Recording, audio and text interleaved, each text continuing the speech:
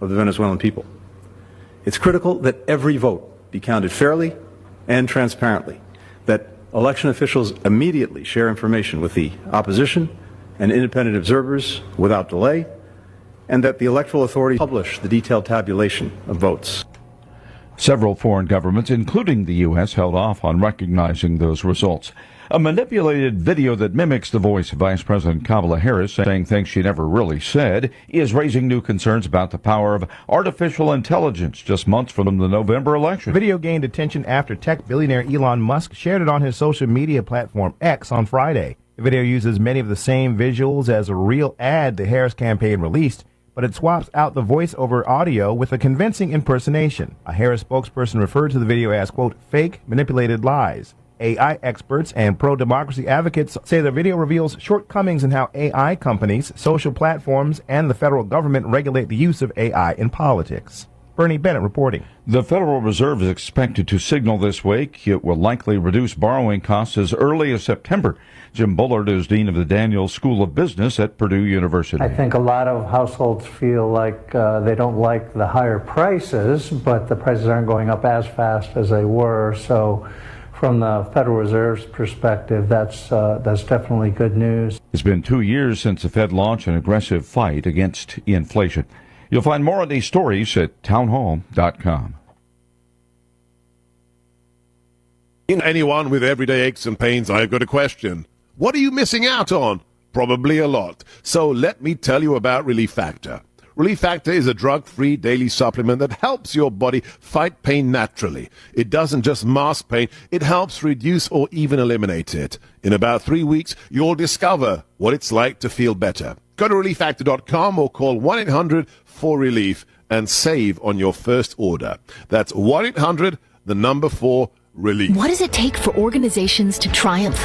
It takes trust. But trust is getting harder and harder to gain, which is why over 2,700 organizations display the ECFA seal. The ECFA seal gives your organization the third-party credibility that people are literally looking for. And in turn, an estimated 14 million givers support ECFA-accredited organizations. Let us help you maintain a trusted reputation as you reach the world for Christ. Visit ecfa.org/triumph to learn more. With a flag-waving crowd cheering at his every stroke, Leon Marchand delivered a swimming gold for France with a dominating victory in the men's 400-meter individual medley. He fulfilled the hopes of his nation with a performance that sets him up to be one of the biggest stars of the Paris Games.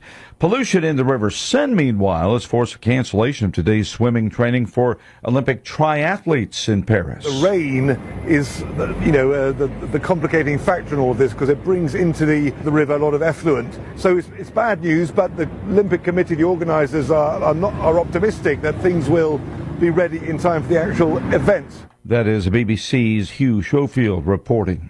A man accused of setting California's worst wildfire, there are several burning at the moment, the Park Fire, is due in court today. As of yesterday, that blaze alone had scorched an area greater than the size of Los Angeles. Breaking news and analysis at townhall.com. Due to warmer temperatures and increasing urbanization, the market for cooling systems is on the rise in Africa. Experts warn the chemicals that make air conditioning and refrigeration work are very potent at heating the planet. An older one called R22, which is still very common in Africa, is also harmful to the ozone layer. Though African countries such as Nigeria, Ghana, and Kenya have enacted regulations for the use of refrigerants in the cooling industry, they struggle with enforcement, making the climate change impact of that sector soaring. That's correspondent Jeremy House. McDonald's posted weak sales in the second quarter as increasingly value-conscious consumers made fewer visits to restaurants. Same-store sales fell globally for the first time since 2020. The Chicago burger giant said profits were down 12% as customers' spending grew weaker. You'll find more on these stories at townhall.com.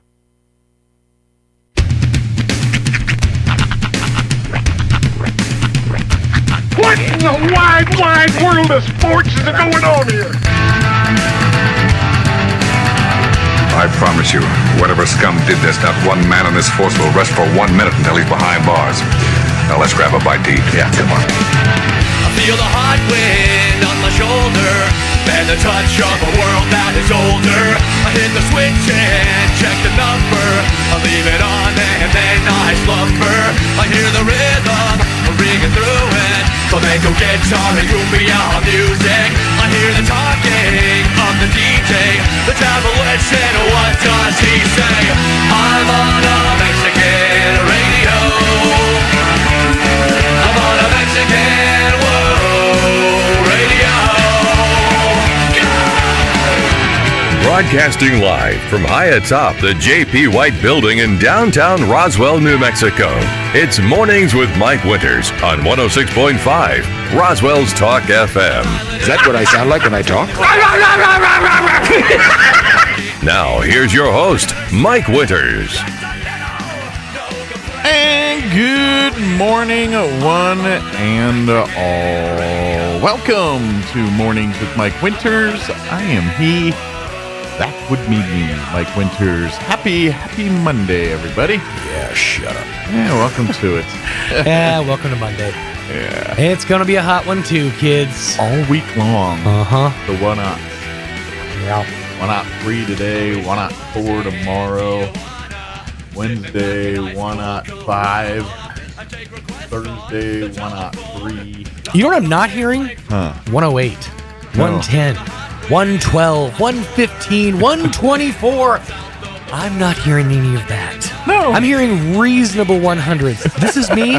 This is me trying to be an optimist. Reasonable 100. Reasonable 100s. Yep. That sounds like a good band name. Average triple digits. Yes, we're the reasonable hundreds. Yeah, that's right. Of course,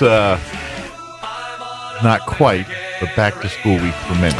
Yes. Not, well, it's students on the way. Teachers go back officially. It's back to school mindset because Yes. everybody's. This is like prep time is on. You know, Yeah. we had the back to school bash over the weekend at Roswell Honda. By the way, Yeah. huge turnout. A big thanks to everybody for coming out. We brought the. We base how we do at remotes on how many hot dogs we give out. Was it a bevy of hot dogs? And Thomas brought 400 hot dogs. Ooh. And we ran out 45 minutes before the event was done. That's so. It's been a while since I've seen the 400 hot dog grilling. It's been quite some I've seen time. it many a time, but it's been a while since I've seen the 400. Usually we go. The 400, by the way, great summer blockbuster. That's right. It's all about hot dogs, weirdly. Well, perspective reasons. We bring usually about 100 to remote. Right. On average, we serve half. Mm-hmm. And so this time we serve about 4 to 5 times. We bring roughly 7 Joey Chestnuts worth of hot dogs, especially to these big ones. Yeah. You know, to this one, to some of the ones we've done in Artesia in the past that have just been like huge events. Good deal. And but yeah, it was a great turnout. But that's where it kind of like set in. It's like, okay, now we're getting back to school. Now we're training the kids to get up early again. You know, official. Mm-hmm. Yeah. I'm having to take away TV remotes so my kids don't get crafty in the middle of the night. Are you prepping your kids now this week? Getting them ready? They're back with mom this week, but today is the walkthrough for Sierra. So later on today, about 4:00, we're gonna head over there, and I've already talked to Miss Shauna Herring, whose husband Robert works with Sierra, and he is gonna help us kind of get acquainted with things, and let her get navigated, get her a lay of the land, and kind of give her some familiarity to the school. So when she starts later this week, she has a lay of the land, so to speak, and understanding of what to do next. That's right. Good deal. Cool. It's on. Get the familiarity to make it comfortable.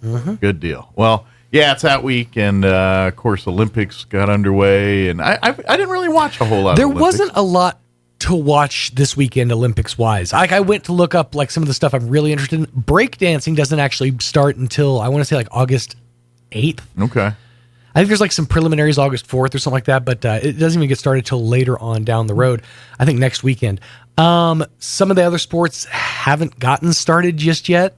Well, I watched some water polo. Watched a couple of the gymnastics events. Yeah, I did. I saw it was on. I didn't watch it. But, it's that's what I love about the Olympics. Yeah, is you can turn it on, do something on your phone, go back cleaning the house, and whenever you hear a big pop, like a big loud crowd cheer, then you can go back and rewind 20 seconds just to see what happened. Yeah, you know. And then I did see yesterday. I guess because of the rains they got Friday with the opening ceremonies that I guess that messed up the river, so they couldn't do their trial swimming in the river. But they think if it's sunny, and it's like, oh, I don't know. Did you see how lovingly Snoop Dogg looked at that torch?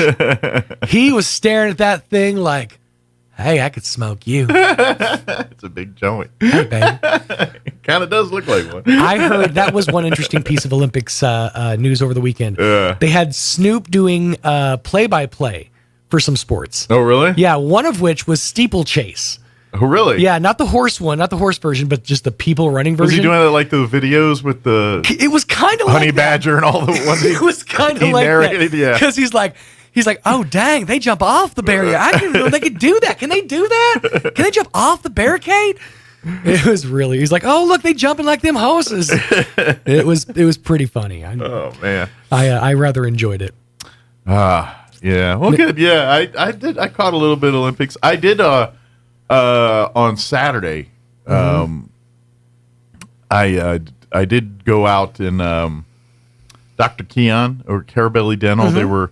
I did a testimonial for them. Oh yeah, I heard you were doing a video version, right? Yeah, they doing the award-winning commercials that you hear right here on 106.5 Roswell's Talk FM. Go ahead. Yeah, Sean's the producer. Though. Yeah, he's the best in the business, folks. You need a commercial made, Sean's your guy. Yeah, that's right. Seriously, he is. But no, we went and so they're videoing stuff for like websites, social media, and so forth. And of course, my wife uses the sleep apnea product with the mouthpiece and all that. The oral appliance. Yeah, so they were doing. They really need to come up with a catchy name for that thing. Snore away or something, you know?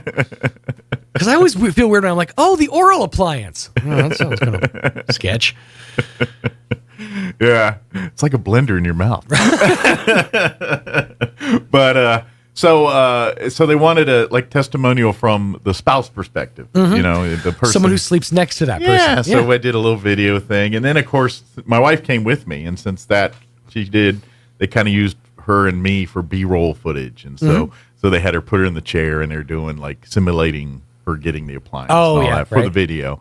So, we did all that and did Saturday, and I was glad to do it. But Keon hooked us up. He gave me like a $50 gift card, which was completely big thank you. I didn't realize it till after I left. I got a goodie bag and opened it, and there was a $50 gift card. And I was like, oh, that was nice. He didn't have to do that. But it was really cool. We were only there a couple hours. It was really nice, and it was fun to do. It was kind of neat to... I like the fact that they could just go with, let's see how much her life has improved. But no, they've taken the angle of, let's see how much his life has improved. Yeah, so he's got to deal with it. Yeah. So I don't know when that debuts or what, but they so the whole dental office Saturday was turned into like a TV. That's TV soundstage. Yeah. Like the whole lobby was like going. I was like, so one guy walks in, he's like, "Hold for room tone." It's so funny when you get on a set and you see like different versions of sets. Yeah. Like, have you ever seen somebody do a YouTube video? And they taught my daughter this at YouTube camp. Yeah. You have to sync sound with your video. Yeah. Otherwise, it can get kind of jarbled and off. Yeah. So before every video, she'll go. I had to do it at the end. Yeah? Yeah, I did. That's awesome. And I'm in radio, so I don't know nothing about video. So. I think that's what the clacker thing in Hollywood is for. I think and that's what he kind of said. This is his version of the clacker, like right? The low rent version of the clacker. Clack on.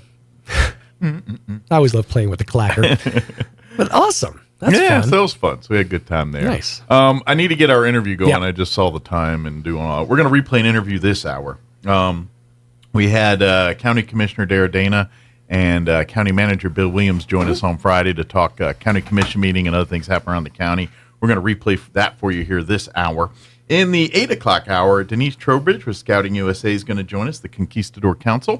Going to talk about a few of their upcoming events and things they've got going on, including their BSA Alumni Reunion, which is happening August 3rd in Artesia at American Legion Post 41. So we'll talk about that and some other things. And then in the 9 o'clock hour, we're going to have folks from VFW 12184 join us here, our local Roswell VFW post.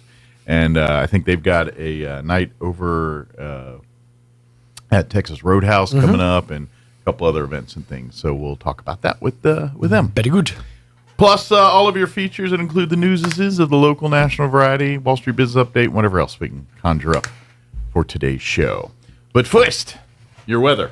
10-something all week. There it is.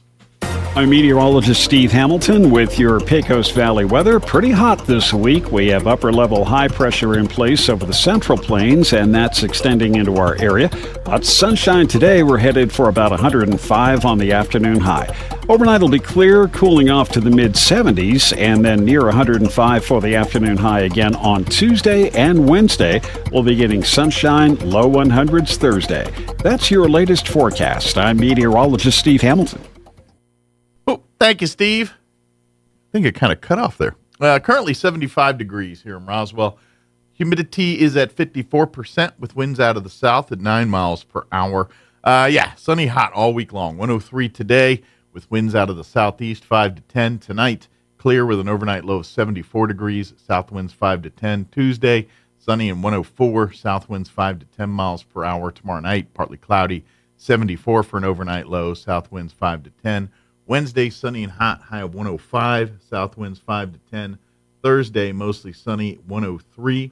Thursday night, they're saying a 30% chance of showers. We'll see how that shapes up. Mostly cloudy, 74. 20% chance for afternoon showers. Friday, mostly sunny, 101. Saturday, sunny and 99. Sunday, sunny and 97. So maybe we'll see a bit if it's starting to cool down by the weekend. Maybe, but not much. All right, it is 7:16. We're going to get you into your Roswell Livestock Report with Smiley Wooten. After that, we're going to play our interview with Dara Dana and Bill Williams. That's on the other side. Don't go away. Good morning, this is Smiley Wooten at the Roswell Livestock Auction. A dog days of summer lighter run this week following 2 county fairs in the area, but a nice selection of all classes of cattle, especially high quality native calves, light yearlings. We expect to sell 850 head. Break it down like this.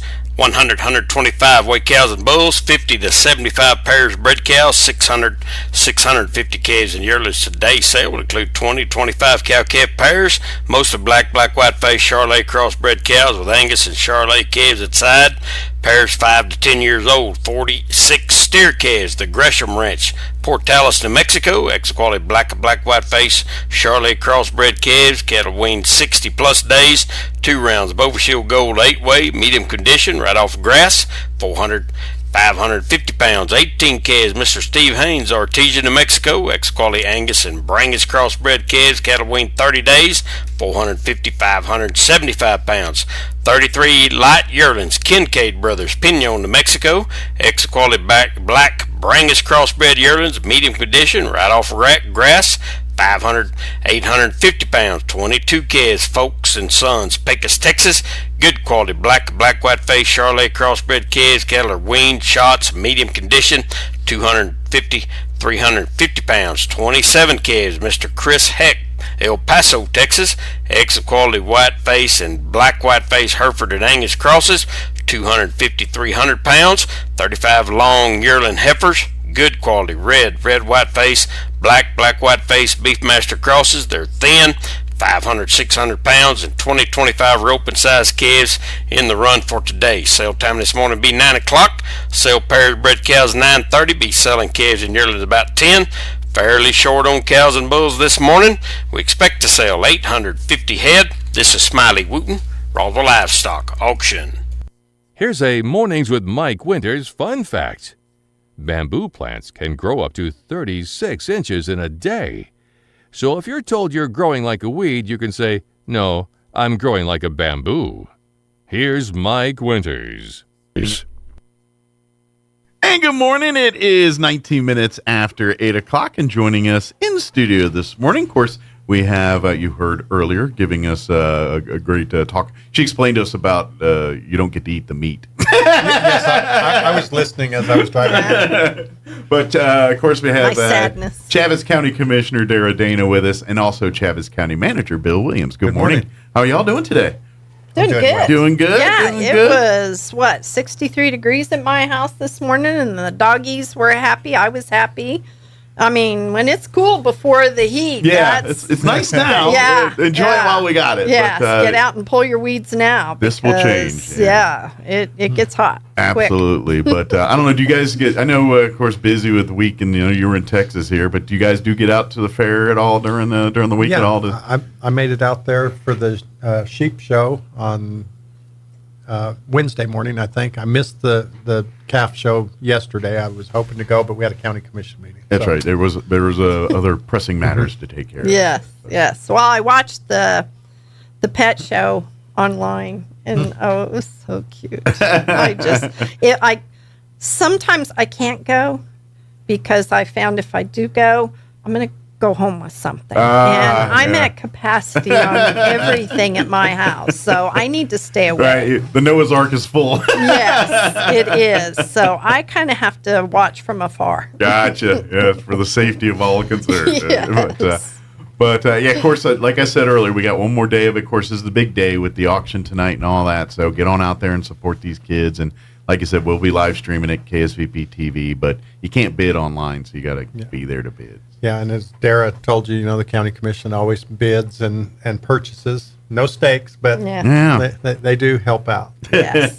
Absolutely. Support each year you find one. And that's what's the cool thing about this is every year, because it gets a little friendly competitive, these numbers and things, trying to outdo, say, Eddy County and their junior livestock auction. And so there's a lot of fun with that. But some people get into this, and there's a lot of money that gets passed. And sometimes it's just fun to be a fly on the wall and watch it happen a little bit. Yes, like I said, the first time I was, I quietly slinked my way out to the car going, I didn't bid. I didn't. It wasn't me.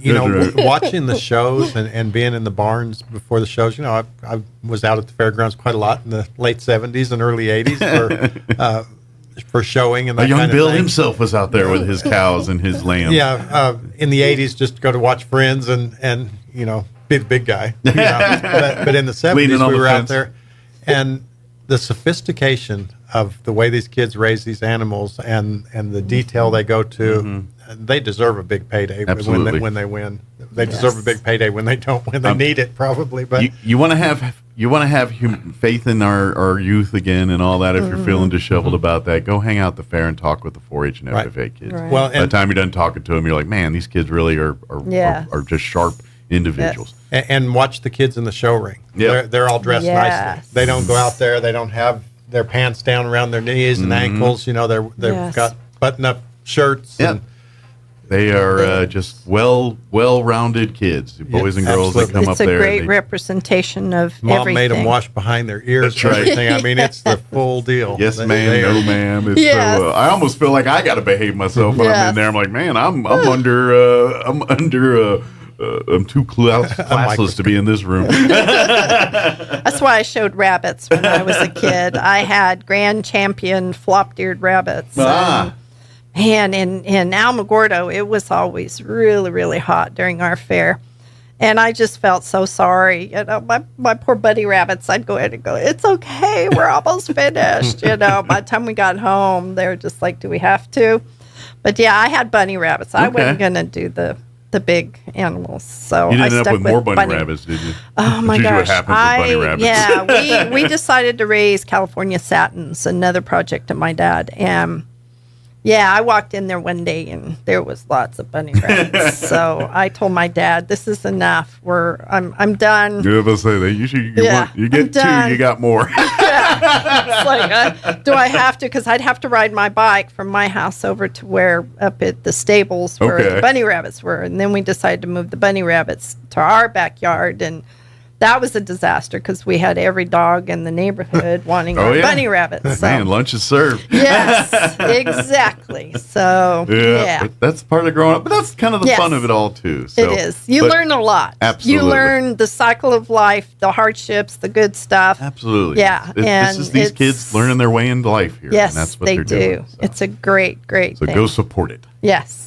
But nonetheless, there was a county commission meeting this week. Now, it was a week off the normal schedule because... That's right. We try to push that July meeting back. It just gives our finance department a few extra days because, the purchasing and everything ends at the end of June, but they've got to get all the receipts in. They've got to get the stuff from the credit card companies or whatever and reconcile all that so that the final budget has actual real numbers of what transpired the previous fiscal year. Gotcha. So it gives them that week allowed. It gives them a little extra week so they don't have to rush. Because of the July deadlines and everything that come on with budget, which now we're full in, budget's done.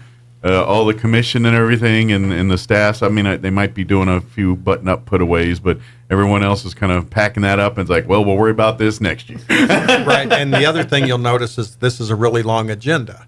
And it's a meat and potatoes agenda, you might say. It's a lot of boilerplate stuff we have to do every year, renewing leases and agreements and things. They only run for a year, and some of them have to be rewritten and passed through legal. Others, they have a provision where they can be re-signed for up to four times. I mean, you can go a maximum number of years on them.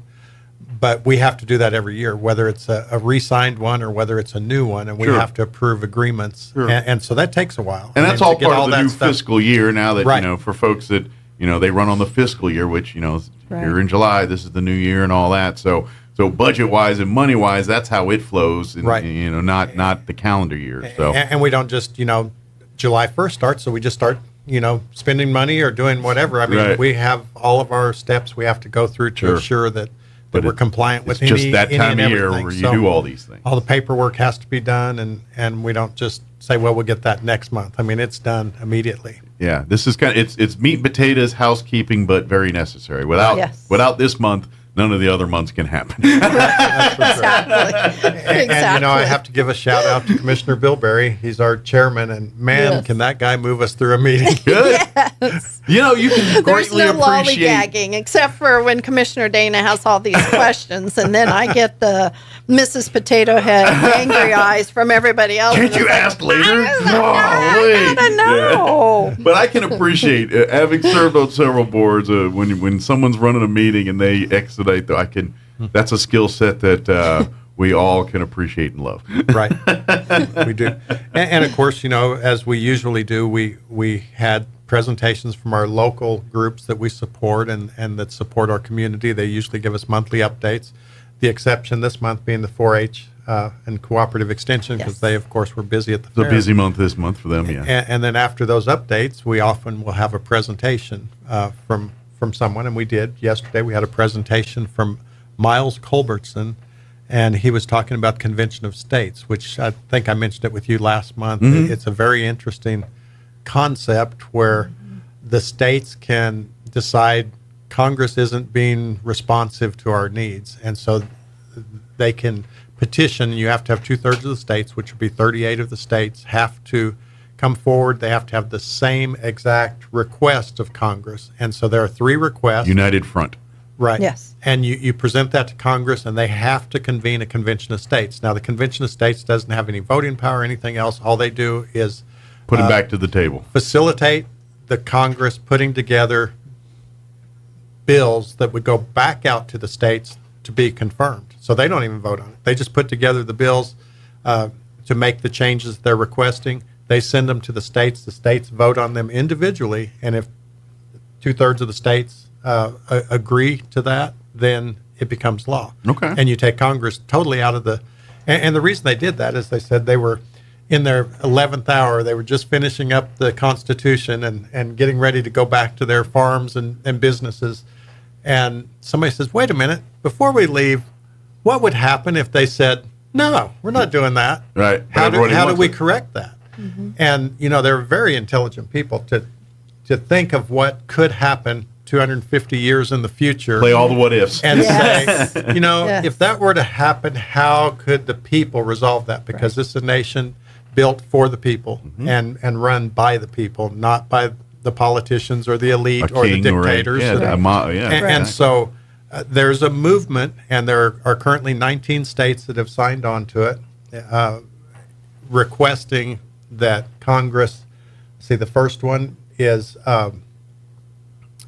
stop the runaway spending. Right. And these topics aren't defined, and that would be the role of Congress, and the Convention of States would assure that the roles were defined and then put into whatever appropriate bills and sent to the states. First thing is stopping the runaway spending that's affected us all. He said in 6 years that the spending had gone from 16 million to, was it 36 million, Yeah, 38 million? Or trillion. It's I'm trillion. sorry. Yeah, we're talking with a T. It's in ridiculous. 6 years, that's how much our national debt has grown. Wow. And so, that's a big concern, of course. Mm-hmm. The second concern was overreach of the federal government. Now, that's any number of ways you can see that. Any type of agency is going to do it differently. I went to a meeting last night in Littlefield, Texas, had about 700 people there because the Texans aren't used to the federal government trying to impose their will on them because there's only 1.7% of Texas is federal lands. Very small amount as compared to New Mexico. The total number is... They own most of the state, it seems like, yeah. I think it's 37% of New Mexico is federal lands. And then you have state lands on top of that. Sure. But Texas, having been a republic, a little different thing, so they had a much smaller number. Yeah. But the federal overreach of this 6,000-acre national wildlife refuge in Texas, and they have a remote refuge just over the line into New Mexico, 6,000 acres, and they need $7 million to continue doing their work. So that has gotten some people's attention. And of that $7 million area of concern, whatever they're calling it, they want to either purchase or lock up 700,000 acres. And usually when Congress approves buying something, it goes before the whole Congress. These types of actions that they're doing now are just overreach. It's an agency decides, I want 7 million more acres. Well, don't we have to ask Congress? No, we'll do it this way. And so we've been fighting that on several fronts. But the meeting last night was a good example of their second thing that they're requesting is that the government stop their overreach, stop, doing things that aren't legal. I mean, there are methods in place in the law that say you have to do this, you have to do this, you have to do this, and they say, we'll just change the policy within our agency and do what we want. So that's the second item. The third item is for term limits. And what those term limits are, who knows? And each one of these things would have to pass on its own merit in the states. So if the majority of states felt like, say they put together a bill and said the term limit's going to be 2 6-year sessions or 12 years, 15 years, whatever, then you got to step aside and let somebody else in. If that was what they decided to do, it would have to go to the states. And if it didn't pass, it didn't pass. So they have to make sure that whatever they put forth to the states is pretty significant. You're going to go out there, it better. But it was a really fascinating thought. And this was all written into the Constitution in the 1700s. Well, when it comes to term limits, I feel like, I don't know, maybe it's just the people I hang with. Every American I talk with thinks Congress should have term limits. I've never heard people, if they have, it's very rare that someone's like, no, they don't need term limits. And it's both sides. The liberals, conservatives, they all agree. And I didn't believe in term limits till I got to Santa Fe. Yeah. And let me tell you what, when you have someone up there, and I watched it, I witnessed it, you have a state representative that shouldn't be there, that should have retired many years. Yeah. They walk up and they nudged him and told him which button to push. And I went, oh my, we need that term person limits. should not be making decisions anymore. No, not at all. They should withdraw their name from the convention. Oh. Yeah. And what's really nice about term limits, and I mean, like I said, I'm a county commissioner. Sure. For whatever reason, Santa Fe decided that county elected officials were term limited. And let me tell you, you get 2 terms, 2 4-year terms, and you get in, you get what you need to get done, and then you get out and you go home and live your life. Sure. And that's the way our founding fathers wanted it to be. I don't think Congress was supposed to be a it's career not a job. career. You're supposed to come in with your expertise from the career, which right. is there to and then you go home and you live your life and you let someone else. Yeah. We're not doing that, and that's why we're not getting the fresh ideas. Absolutely. We're not getting the younger people involved because they're all, well, why should I? Yeah. You guys won't let me in. Your goal in life to be a congressperson should not be the goal. I mean, you know what I mean? Right. Like yes, you want to be, but that's not like, what do you want to be when you get old or grow up? I want to be a congressperson. And certainly you don't want to minimize the experience that they have, but after, it shouldn't be a career. Yeah, you should come in as a freshman, hit the floor running. There are some people with some experience that are going to show you the ropes and help you navigate your way. You find your and that's how committee selection should be done too in Congress. Not the who's back scratched who's. Right. If your expertise is oil and gas, then maybe you should be in that room. If your expertise is roads and maybe you should be in those rooms. If your expertise is social issues, then you should be in some of those rooms. Right. And I had asked to be on the education committee, but being a homeschool mom, the Speaker of the House said no. Yeah. No. And it's like, why can't we have all ideas about education? No, you want people that actually know what you're talking about in the room making those decisions, not that person voted on my thing or did this thing for me, and now they're head of a committee that they don't know anything about. But the Convention of States, what's kind of interesting about it is it's been around for quite some time. We've had several movements over the years, and it's interesting because we have people that are out there that are passionate about this, and they're seeing more and more and more of the encroachment by federal government.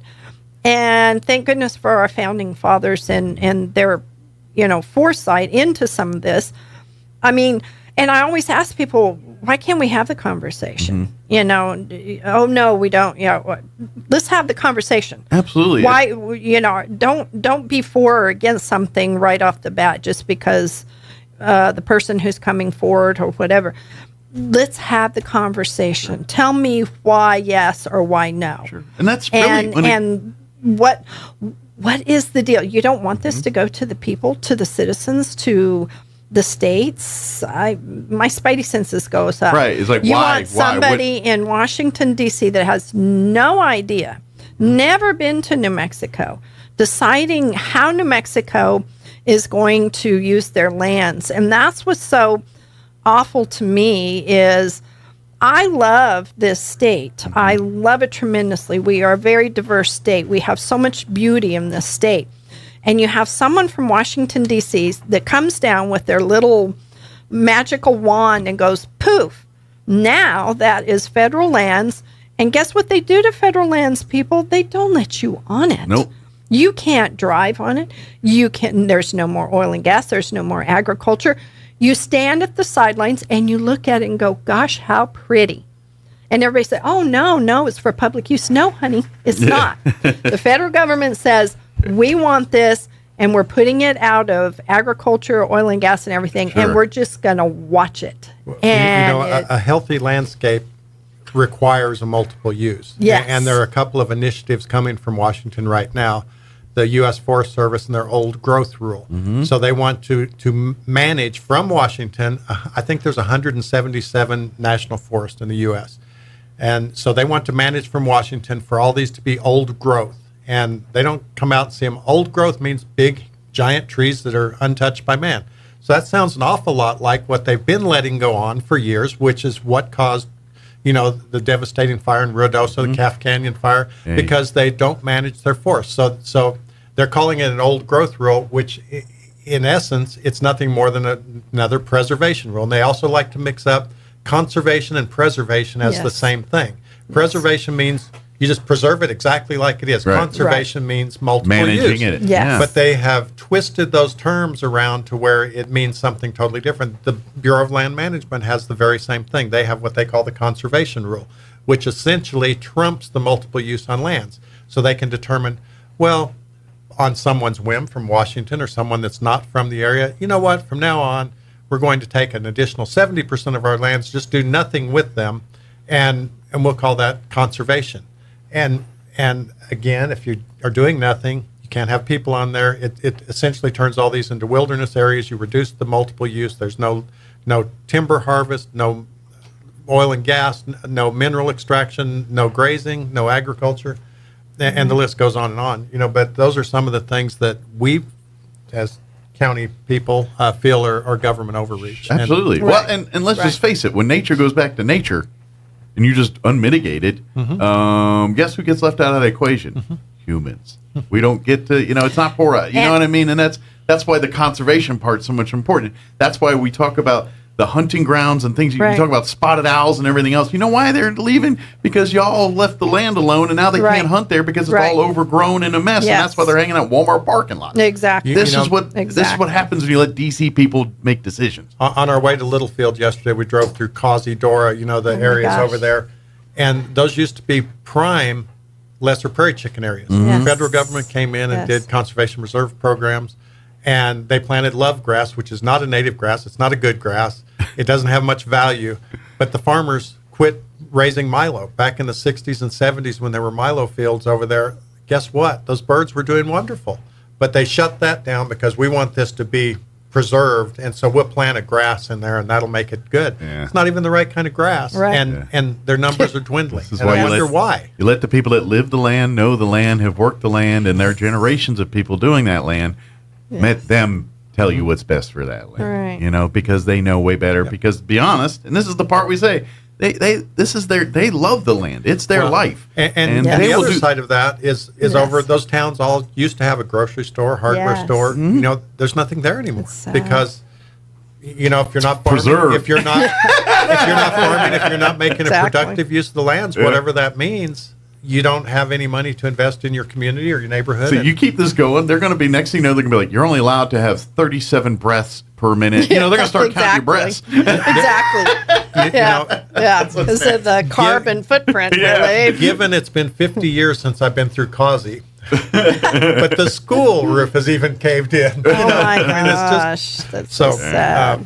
But anyway, it was a very interesting It was process. very interesting. Good. And like I said, you know, it starts the conversation. Let's at least have the conversation. Get people and it opens people's eyes, because I think that's what it is when you show this to enough people and said, see, this is the ridiculousness, and most people, even people that don't know it, they can look and put two to two together, says, that doesn't make sense. Why don't you let the people that actually know what they're talking about actually do the thing? And 99% of people would probably agree with that. Once they see that's not what's going on, I think they jump on board. Exactly. Well, again, you know, this is a time in our lives where we see a lot of people that say, you know, I'm about liberty. I'm seeking freedom. You know, don't tread on me flags on every street corner. And this is our way of being able to get our voice out there. It is something that we can do to force the government to listen to we the people. Sure. And so it's kind of an interesting process. And we will have a resolution. They provided a sample resolution. We will have a resolution for our commissioners to discuss next month and determine if that's a direction that they'd like to go. But it was a really fascinating. I was. It was. Well, you know, when someone comes to me with something, I always have to vet it out. Yes. And I started reading. I didn't know about this. This is great. Yeah. And learning the history of our founding fathers and the intelligence they had was just really something. I guess we need to move on. We had. Probably do. Well, it was really interesting because, like you said, it's the beginning of our fiscal year and our agreements and resolutions that we have to come up with. Kind of the fresh start. And you know what's neat about all of this is that people don't realize that we have a lot of partnerships throughout Chavez County. And when we go through our agreements, it's, you know, putting in place our capital outlay projects that we have, improvements to here, to you know, to stuff that's around here in Chavez County. Sure. Partnerships with various organizations that provide services to county residents, and that the county, you know, like a lot of times say, hey, the county can't afford to build our own thing, but their services are provided, therefore we're going to support them supporting that. So you have a lot of those kind of partnerships. Right, and like we've talked before, the offset, you know, if you're providing a service, say Tobosa or one of these great you're service serving organizations, the residents of the county. Yeah, we put a monetary figure on the services that they provide and say, okay, if you are going to lease this building from us, it's going to cost you $3,000 a month. You know? And but you're providing $4,000 a month in services to our community. So you're saving us some money and here. So you know, we can offset that. Right. We do charge a small administrative fee because I mean we do have paperwork to do. Right. You know, we have I think our lowest number on a lease is $400 a year, so $100 a quarter. And that are those entities that really provide a big service to our community, and there are a few of those for the community because it is, because in essence the county can't afford to do that themselves, right? And so therefore we would go without that happening. So it's a win-win. Right. So the county is saying, hey, thank you for doing this. We're going to help offset some of the expenses or costs or whatever to do that, and vice versa. In exchange, you're going to continue to provide this service for our citizens of Chavez County. And in most of these cases, they received monies from the state legislature or whatever to build a building, but the state cannot give that to a 501c3 or to a private individual, so they make the counties the fiscal agent. That's why the building belongs to us. because they had to give us the money, but we don't need that building. It was designed and built for them. Quite frankly, I don't think the state should be making those kind of decisions anymore, to be honest. It should be down at this level, people that actually know the people that are in the meetings, and that's a great thing. I agree. You and your other commissioners are sitting there. Southeastern New Mexico sends so much money to Santa Fe. Yeah. And you have to go up there hat in hand. Please, sir, give me my money back. Yeah. Sitting in those, and I've had mayors, Dexter Hagerman, Lake Arthur, Roswell, sit in an appropriations meeting with me and listen. Well, Representative, you voted no on this, so why should we give you money? And they walk out the door and they go, are you treated like this all the time? And I said, no, they're treating you, my constituents. That's how they treat you. Yeah. Just because of we're representatives of the people at the end of the day. And they were just shocked. Yeah. You're kidding me. We have to beg for our money to come back down here. Well, it's a power trip. It's literally this power trip and kiss the ring and all this other garbage. Yes. And that's what it is. And it's sad. So what's really nice is our representation in Santa Fe is fantastic. They come to our ICIP meetings. They listen to our needs. They listen to those throughout Chaves County and what they need, and they take them to Santa Fe. And we when they finally gets down here and we go through and we have to put in these agreements and resolutions, and then we can move forward. I know it's a long process, and I know people get frustrated. Why can't we do that building? Why can't we do the improvements? Why can't we do it now? Well, there is a process. Sure. So, well, it's glacial. And this is, and to be honest, it's all because at some point in some time, somebody did something shady that we had to put something in place to keep the shadiness from happening. They're looking at that now, too. Santa Fe decided this last session that they were going to look at capital outlay and make it into a grow fund. And, you have to use, your county or your council of governments to kind of go through. So, yeah, you're going to see that kind of come up during this next session, too. But we were so glad and so grateful for the funding that we did receive, because we're working on so many things throughout Chaves County. I handed you a page that people can get this off our website. We're very transparent and open. This is just a quick overview of everything that the county is doing, the money, the total amounts of the budget, how that comes in, how it's allocated. But we have almost $17 million in construction projects going on currently in Chaves County. That's everything from the Brasher Road Bridge, which we've talked about for a couple of years. So excited to finally get that going. Of course, now the water's up, so we're on a little bit of a delay to actually get started. We got low rain. But we have that. We're going to do some renovations to Pine Lodge Road, the public health building. I mean, who would have thought we would be able to build a new facility for them that's going to be here 50 years from now. Dispatch, PVRCC gets new stuff. Detention centers got some stuff. Walking trails, the Cultural Plaza downtown. I mean, the county is and they're broad projects from health and safety to quality of life issues. Exactly. We do. We try to really keep that balanced. And another one, we talked about 4-H and FFA. We bought a new building, a fairly new building. Yeah. Pardon the pun, fairly new building. It's essentially a new building that was built and used for about a year and a half. We purchased that, I think, at a good price, and we're going to change the floor plan, and that'll be the new home for the Cooperative Extension Service. And they're pretty excited. I've talked to them a couple times. They're very excited. When the 4-H and FFA kids come in for their meetings, they'll have a new nice facility. That's an always evolving and growing program, too, And they have. I've been to the Master Gardener in the dead of winter when it's been kind of raining and cold, sitting in that building going, okay, can you hurry up, Drew? Because I'm freezing. I'm going to grab my cookie and go home. Well, you can catch them once a month at the city library. They do their monthly Saturdays. I think it's like the third Saturday. Don't quote me on that. But it's like the third Saturday of the month. But this will be nice. There's also lots of other things that people don't really think about us doing and needing. But with our internal capital outlay, with monies, the commissioners kind of reward people for not using it and losing it. That terrible, terrible mentality. Sure. Every one of our departments, I believe, gives money back at the end of the year. Not that they overdo their budgets, but their budgets are pretty tight. But then they still keep the belt tight all year long. And all of us turn money back, and that turns into some money sometimes. Sure. Plus the additional revenues that come in, because we always underestimate what our revenues are going to be. So at the end of the year, we've got some money to spend. Absolutely. Our commissioners bought new body-worn camera systems for the sheriff's department. Yes. You've heard from Mike and Charles, I believe, about the grappler, the new net.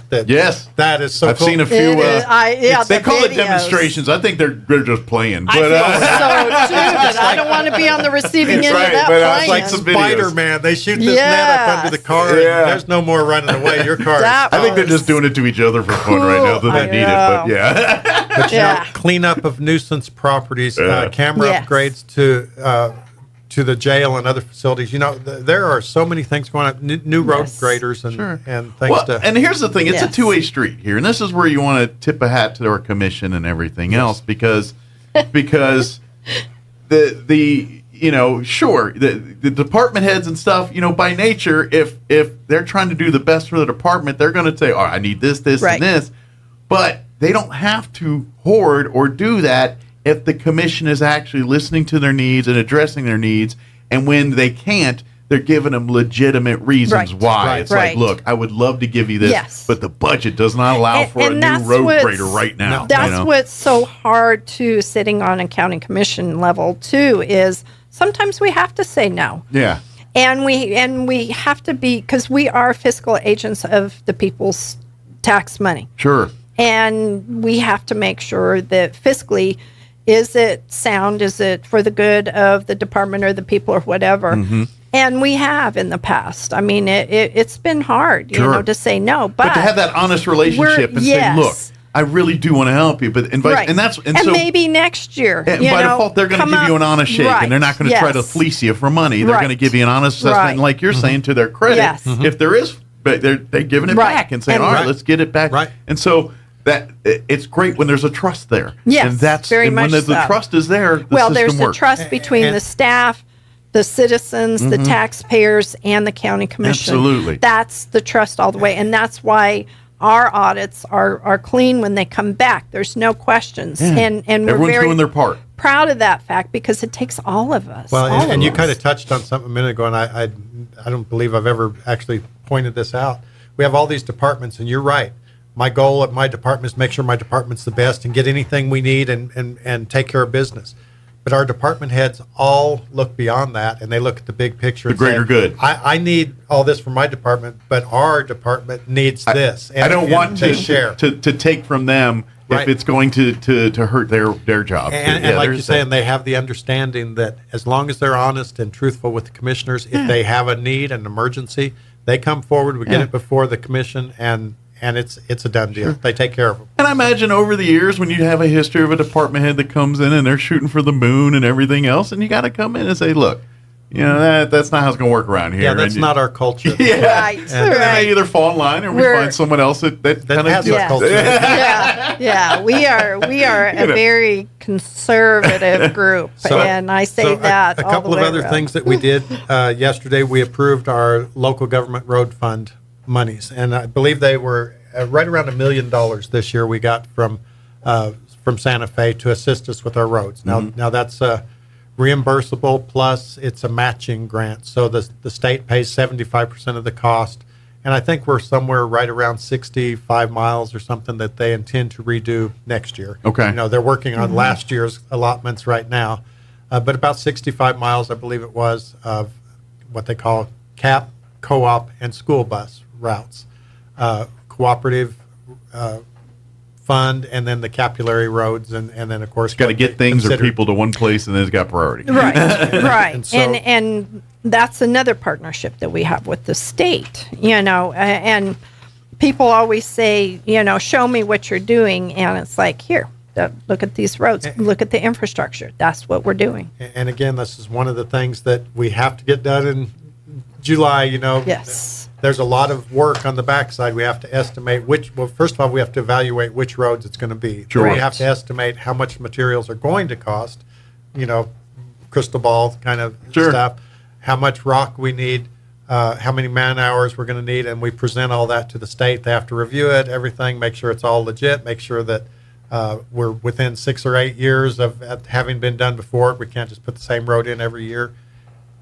They send it back. We have to go through this entire process and get it done. And that's why sometimes it takes years to see Yes. some of these the roads and the funding for said roads Yes. to actually make its way to where it's supposed to be. And another thing I don't want to miss is we also changed the polling place for 2024 Yes. general election and regular Yes. local election. Okay. And just the one polling place that Yes. was at the Roswell Museum and Art Center, Mhm. because they're under construction, it was going to be difficult for people to get in. Right. Logistically, it's just not a Yes. good spot to Right. hold an Right. election right So now. just moved it right next door to the Convention and Civic Center, Okay. and Yes. of course it's Probably park in the same parking lot, matter of fact. Oh, yeah, As it's a matter of fact, nice. you do. Yes. It's probably actually closer. Yes. The accessibility is there, Right. so people will be able to come and go. And people have to realize we have to make sure that the buildings and the places that we use for our voting convenience center have to comply with the ADA. Absolutely. They Yeah. have to be ADA Anybody accessible. that is eligible to vote should be able to walk into that place Right. or get into that place to And, vote. and Yeah. they have to be, I mean, this is stuff that comes down from the Secretary of State. We just don't make this Sure. stuff up.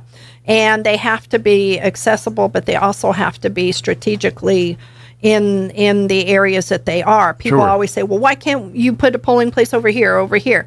Our county clerk, Cindy Fuller, has looked at all of these places.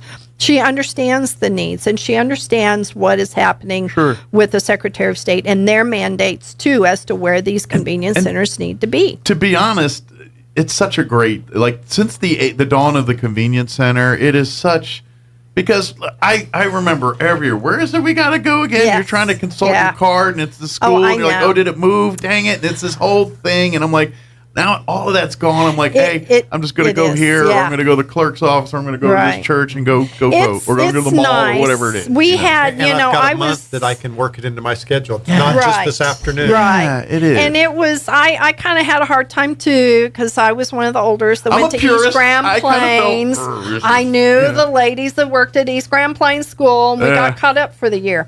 But now I've gotten into the routine, and I go to a convenience center, and now I've gotten to know the people there, and we get caught up, and I vote, and it's nice. There's the reasoning behind all of this is trying to make it easier for voters. You know, Exactly. And like for me, during the week's really hard. So now I can Yes, go on Saturday. yes, I'll go up on to the mall on Saturday. Saturday and vote. Now I'm Right, good. I got right. it, you know? But you go bring up get a your good smellies, you know, from your Bath and Body Works, and then go vote. But you bring up a good point. I used to see Ron Carson at least once a year when I went to vote. So I'll shout out, Ron, Yes. sorry I haven't seen you in a while, but Right. you know, you got to come to the office now because I don't come see you at your office. So Yeah. voting convenience centers. Right. But, But, yeah, but like I said, that was just one of the changes that Cindy had to make because of the Roswell Museum and Art Center. And that's another thing. Cindy and the gals down there, they have a great relationship with all of the places that we use. And we want to keep those relationships. And they do an amazing job. And even, you know, there's so many logistics on all that. And sure, every year there's going to be a computer that dies or fails or something. Let me but they do an amazing job of getting that going. It is, because I kind of check in, you know, I'll go into the clerk's office, and if I walk in and see the faces, I'll turn around, walk out going, do you want a donut? Do you need something? Right. Because I can tell by the look on their face, it's not going well. Like massage, you just said, gotta do a little quick chair massage. Exactly. But yeah, people need to realize that. And thank you to those volunteers and everyone. Oh, that does. you know, they are awesome please, people. and if you would like to volunteer, you want to be a precinct judge or something, get in touch with them. They don't mind at all. It's a great way. Everybody can go out there and criticize and like I say, get in the circle and shoot within. But if you don't know the process, go down there. I would say go find out how the process is. As far as civic helping. Short of jury duty, it's probably one of the more important things. It is very for much you to, so. jury duty Learn the and process, volunteering to help vote and things. Yes. I would put them on par with the same. Oh, it's great. Same I have level of done it importance. for many, many years, and I just enjoy it. Plus, it's a great way to see your friends and neighbors. Absolutely. You know, hey, so and so came in, and I it's really haven't neat to seen see how her. the sausage is made. And this sausage, let me tell you, with our staff, we have great sausage makers. Good deal. Well, we're out of time. Is there anything we absolutely should have had to say that we just got sidetracked on? Because I got Well, one thing I want to say, and maybe you can give me a show sometime next week, but I'd like to talk about, we passed a resolution opposing the Muleshoe National Wildlife Refuge expansion from 6,000 acres for 2 locations to 7 million acres. We think that might be a little bit excessive. I mean, I think we can do a whole segment on that. 1 billion acres. It's not overreach. On a piece of paper, I can get my arms well around that number. I feel like Austin Powers all over you over here. True. And the only other thing I would like to mention real quick is, I handed you this budget sheet that shows how the Chaves County budget breaks down. So the largest commitment that we have is our detention center in Chaves County. That's $10 million a year, 27 cents out of every dollar that Chaves County takes in taxes and gets through gross receipts, all that kind of stuff, goes to the detention facility. $10,257,748. One of the things that we did yesterday was we approved a request for proposal and an award recommendation for inmate medical services for the detention facility. Yes. That is a huge expense, and I kind of touched on it last time when you and I talked. The governor had special session. She wanted to pull together things like we want to be able to commit people who obviously have a mental problem for additional time when they're arrested. The jail is not a mental health facility. The jail is a jail, but it's unfortunately a de facto mental health facility, and our cost is already, and it's not just Chaves County. Every county in the state, every county across the U.S. is having the same issues. They're the de facto mental health things. My question is, why didn't we take much of our surplus that we had and build a new state mental health hospital so people can, granted, people need help. We're not the people to help them. And it's a huge liability on each of our counties to deal with things that we're not equipped or trained to do those things. Exactly. No, and it's not supposed and to be. And our costs just go up and up, including, the medically assisted treatment program that's going to be forced upon us, where we become the drug dealers for no different than people that claim that they've got an opioid problem. It's like taking a person to church and expecting to do heart surgery. Right. You can't, it's so not that's why to we're kind of looking at some stuff to do here in Chaves County with that. Maybe we can get something next week. Talk a little bit more implementing our own programs and stuff like that. So we keep them out of the detention center and put them in. That's exactly something else. But as always, we really thank you for letting us come anytime. on. Anytime, and if we need more, like I said, we'll do whatever we got to do, and anything we do, and same thing with our commissioners. They always have an open. You please pass along to the others. Oh yeah. Anytime they got a wild hair and want to come on, please come. Let me know. I'd love to have them. Cool. Thank you. Thank you guys. Appreciate it. All right, 9:03. You're listening to 106.5 Roswell's Talk FM, KEND, or Roswell, New Mexico News. Text the word FAITH to 989898 to get your free info kit on gold IRAs. Birch Gold Group is the only company I trust. There's no obligation. So text FAITH to 989898, and I pray this information helps you achieve prosperity and peace of mind. McDonald's is posting weak sales for the second quarter. The Chicago Burger Giant says its same-store sales, or sales at locations open at least a year, fell 1% worldwide in the April to June period. It was the company's first same-store sales decline since the fourth quarter of 2020. McDonald's warned in April that inflation-weary consumers were seeking better value and affordability. That's Jeremy House reporting. Congressman Mike Waltz says the U.S. under President Biden has shown far too much weakness toward Iran, despite his hand in aiding any number of terrorist groups. Multiple assassination plots against Americans on American soil. You still have a concessions-first appeasement strategy out of this feckless administration towards Iran as it's selling all of its illegal oil to China. Congressman Waltz was interviewed by the Salem Radio Network. You'll find breaking news and analysis at townhall.com.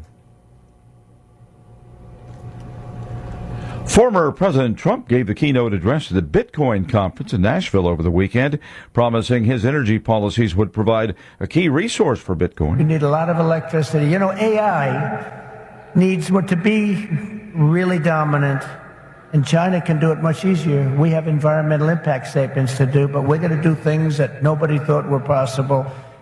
You need tremendous amounts of electricity.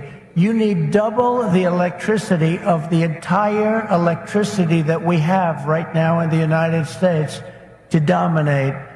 Wildfires across the western part of the country and in Canada have put millions of people under air quality alerts.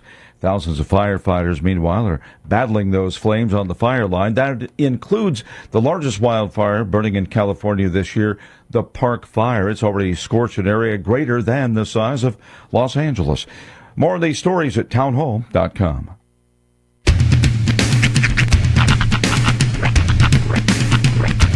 What in the wide, wide world of sports is going on here? I promise you, whatever scum did this, not one man in this force will rest for 1 minute until he's behind bars. Now let's grab a bite to eat. Yeah, come on. I feel the hot wind on my shoulder and the touch of a world that is older. I hit the switch and check the number. I leave it on and then I slumber. I hear the rhythm ringing through it. Flamenco guitar and cumbia music. I hear the talking of the DJ. The devil listen, what does he say? I'm on a Mexican radio. I'm on a Mexican radio. Broadcasting live from high atop the J.P. White Building in downtown Roswell, New Mexico.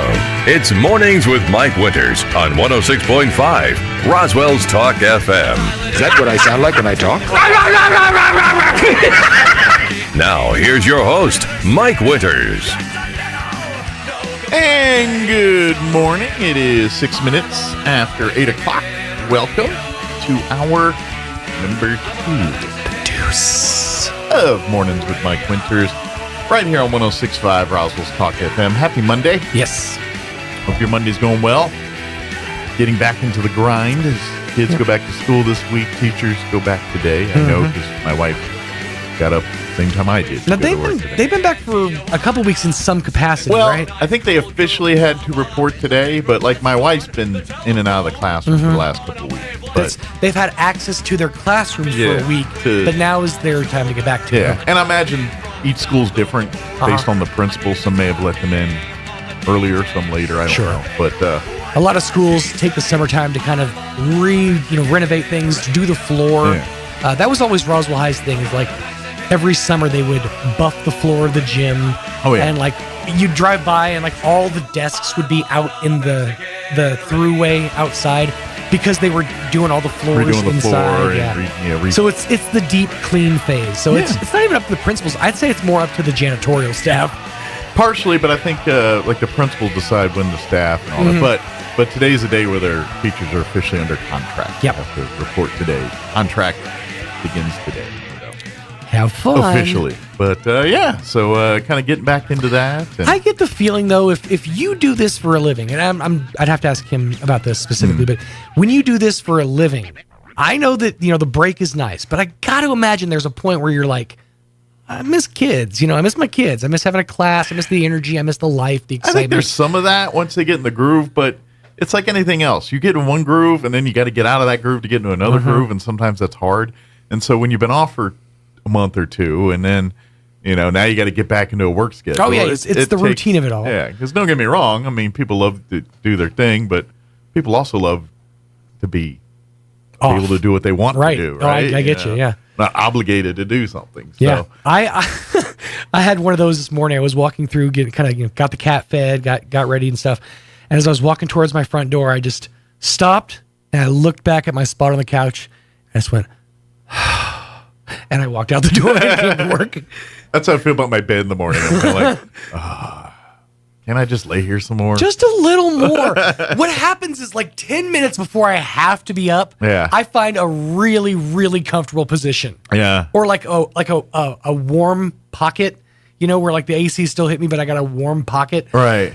And then it's time to get up. It's like, son of a gun. Well, and I'm trying to decide which I like or hate more. I'm not, because I've got both where you're sleeping hard and the alarm goes off and you're just like, and it takes a full minute till you're like, what day is it? Hold on. Where am I? Okay, it's a work day. All right, I got to get up and get going. I've had those days, but then there's the ones where most of the time I'm usually up about 30 minutes before my alarm, and then I'm like, do I get out of bed? Now I'm going to lay here. Those are, just get up. Yeah, those are nice because you're like, I can lay here for a few minutes, kind of get my bearings, and the alarm's not going to jar me out of a possible middle of a REM sleep, you know? Because like when that alarm goes off, if you're in the middle of a sleep cycle, that's going to screw up your whole day. Yeah, but I know when I slept harder, like once I'm awake, I'm more awake. Oh, yeah. Yeah. That makes sense. I will say, though, I do more simple mathematics in my half sleep phase than I ever do any other time of the day. I'll wake up, look at my phone. Okay, 2:30. Okay, I got a couple hours. Yeah. I think we all do that. I think we all instantly wake up at whatever time in the morning, middle of the night, 2 a.m, and you're like, all right, 3 hours. 2 hours, 46 minutes. Yeah. Okay, cool. You know, like, oh, it's only 11:30. I got like all kinds of time. Yeah. That's one of those other things. That's happened to me a couple of times recently, where I'll feel like I got a full night's sleep, and I'll wake up and it's like midnight 06. Yeah. I'm like, what the heck? I had that actually over the weekend. I went to bed. It was Friday night into Saturday. Okay. I went to bed, and I actually went to bed.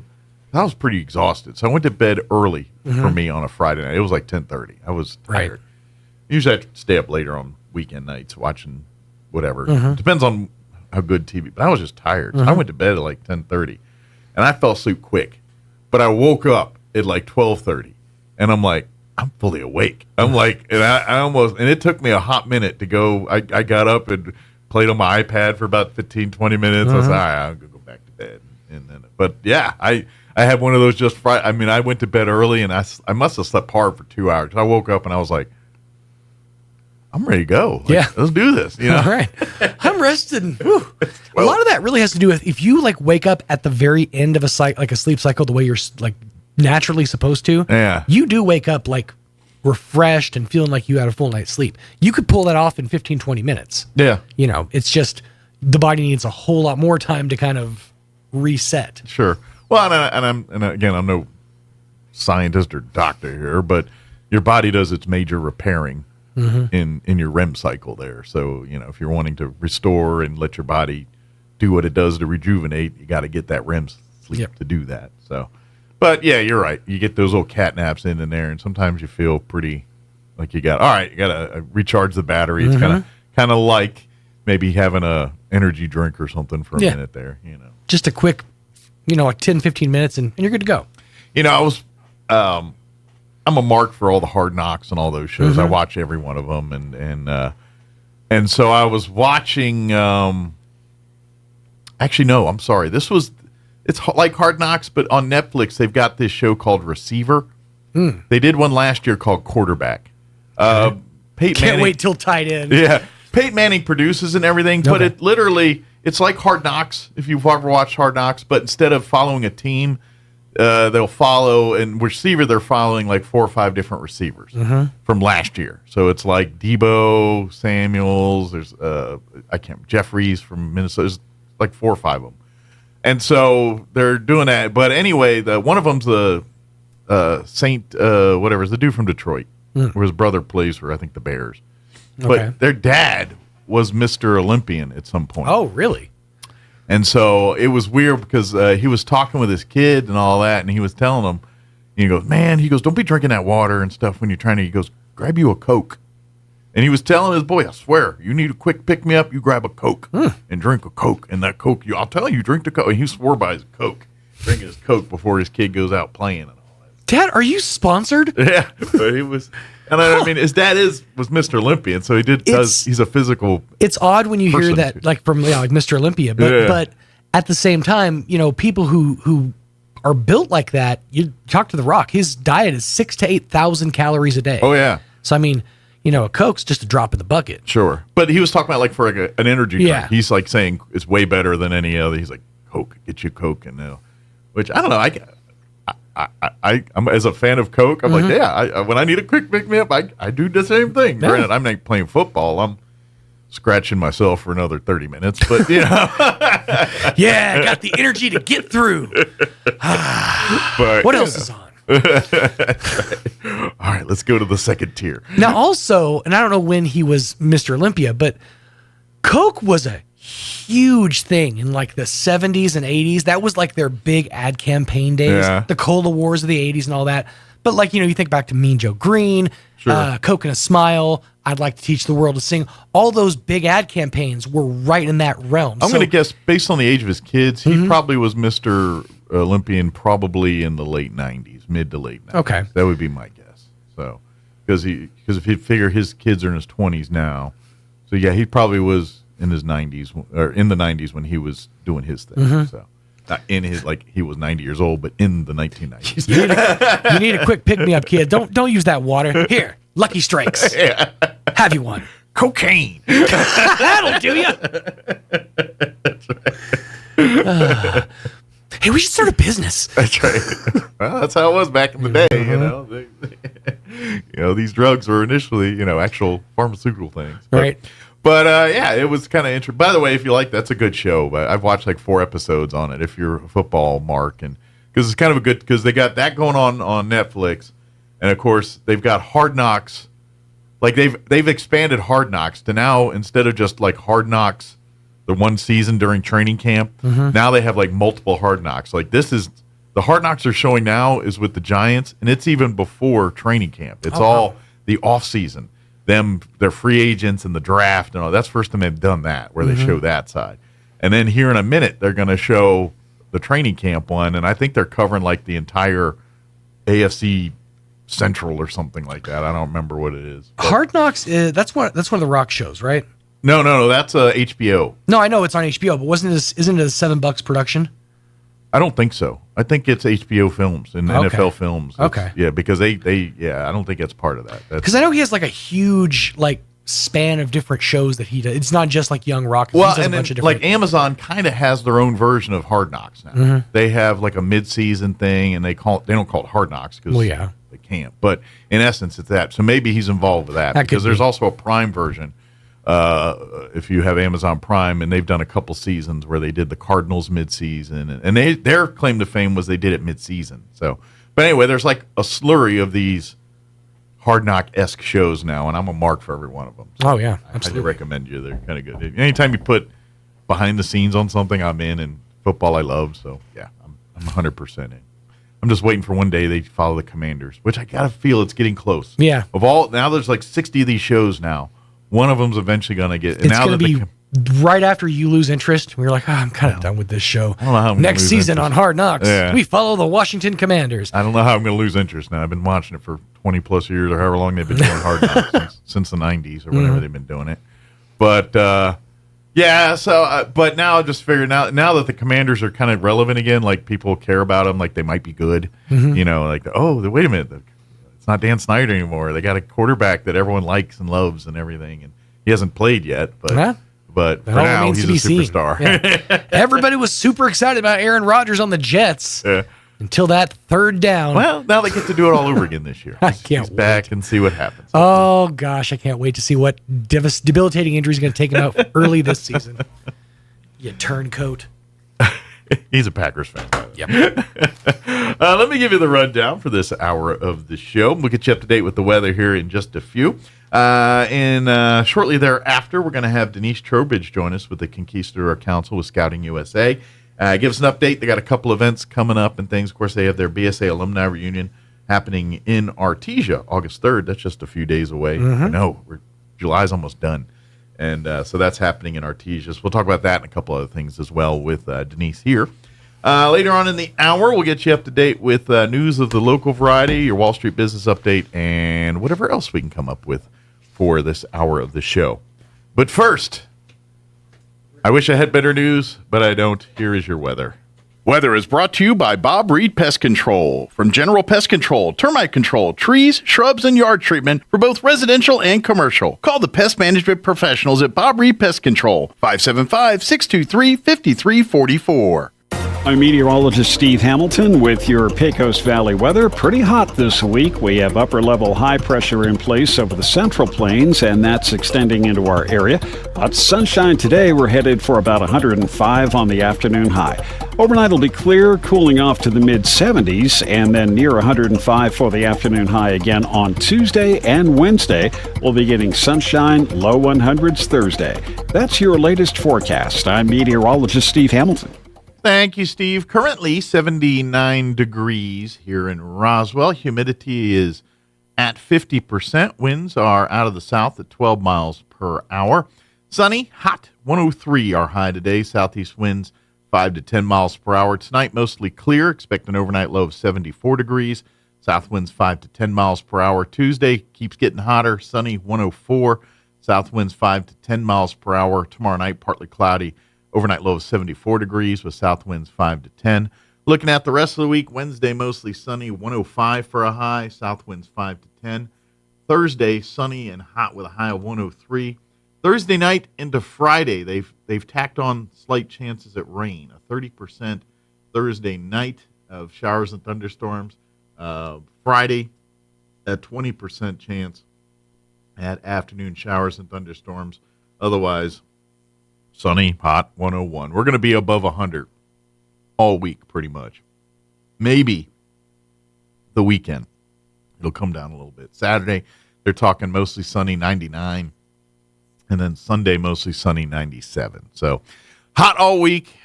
Pray for a little bit of rain chances there, maybe Thursday night into Friday. We'll see. All right, it is 20 minutes after 8 o'clock. We're going to take a quick minute and a half break, and then Denise Trowbridge with the Conquistador Council, Scouting USA, will join us on the other side. Don't go away. You're listening to Mornings with Mike Winters. At New Mexico Gas Company, we believe there's money hiding in your home. It's true. It's hiding in your insulation, in your water heater, and in your furnace. And New Mexico Gas Company can help you tap into that money with rebates up to $800 for high-efficiency natural gas improvements. Your energy costs will go down, and your wallet will thank you. We're New Mexico Gas Company, and we provide energy efficiency solutions to save you money. That's why we're here. Learn more at nmgcgetrebates.com. Strong women need strong partners to help them lead their healthiest lives. At Artesia General Hospital, Dr. Scott Beard and nurse practitioner Lori Crockett deliver compassionate holistic care to women at every age and stage. From routine checkups to diagnostic testing and specialty services like urogynecology, you can expect the most innovative personalized care close to home. Learn more about women's services at Artesia General Hospital online at artesiageneral.com/women or by calling 575-736-8394. Many women's services are also offered in Carlsbad. When you're healthy, you can do amazing things. We're all about that. Because if you don't have access to health insurance through your work, or you just lost Medicaid, Be Well can connect you to the right health plan for you, your family, and your budget. We want to make your life a little easier, worry-free, and healthier. Because your health is everything. Be strong, be adventurous, and be amazing. Be Well. New Mexico's health insurance marketplace. Learn more at BeWellNM.com. Here's a Mornings with Mike Winters fun fact. More than 50% of Americans fall asleep on their sides. That's way better than falling asleep on someone else's side. Here's Mike Winters. And good morning. It is 22 minutes after 8 o'clock, and joining us in studio this morning from the Conquistador Council with Scouting USA, Denise Trowbridge back with us. Good morning. Good morning. Hey, Mike. Thanks for having me. Anytime. How was your weekend? Busy. Good.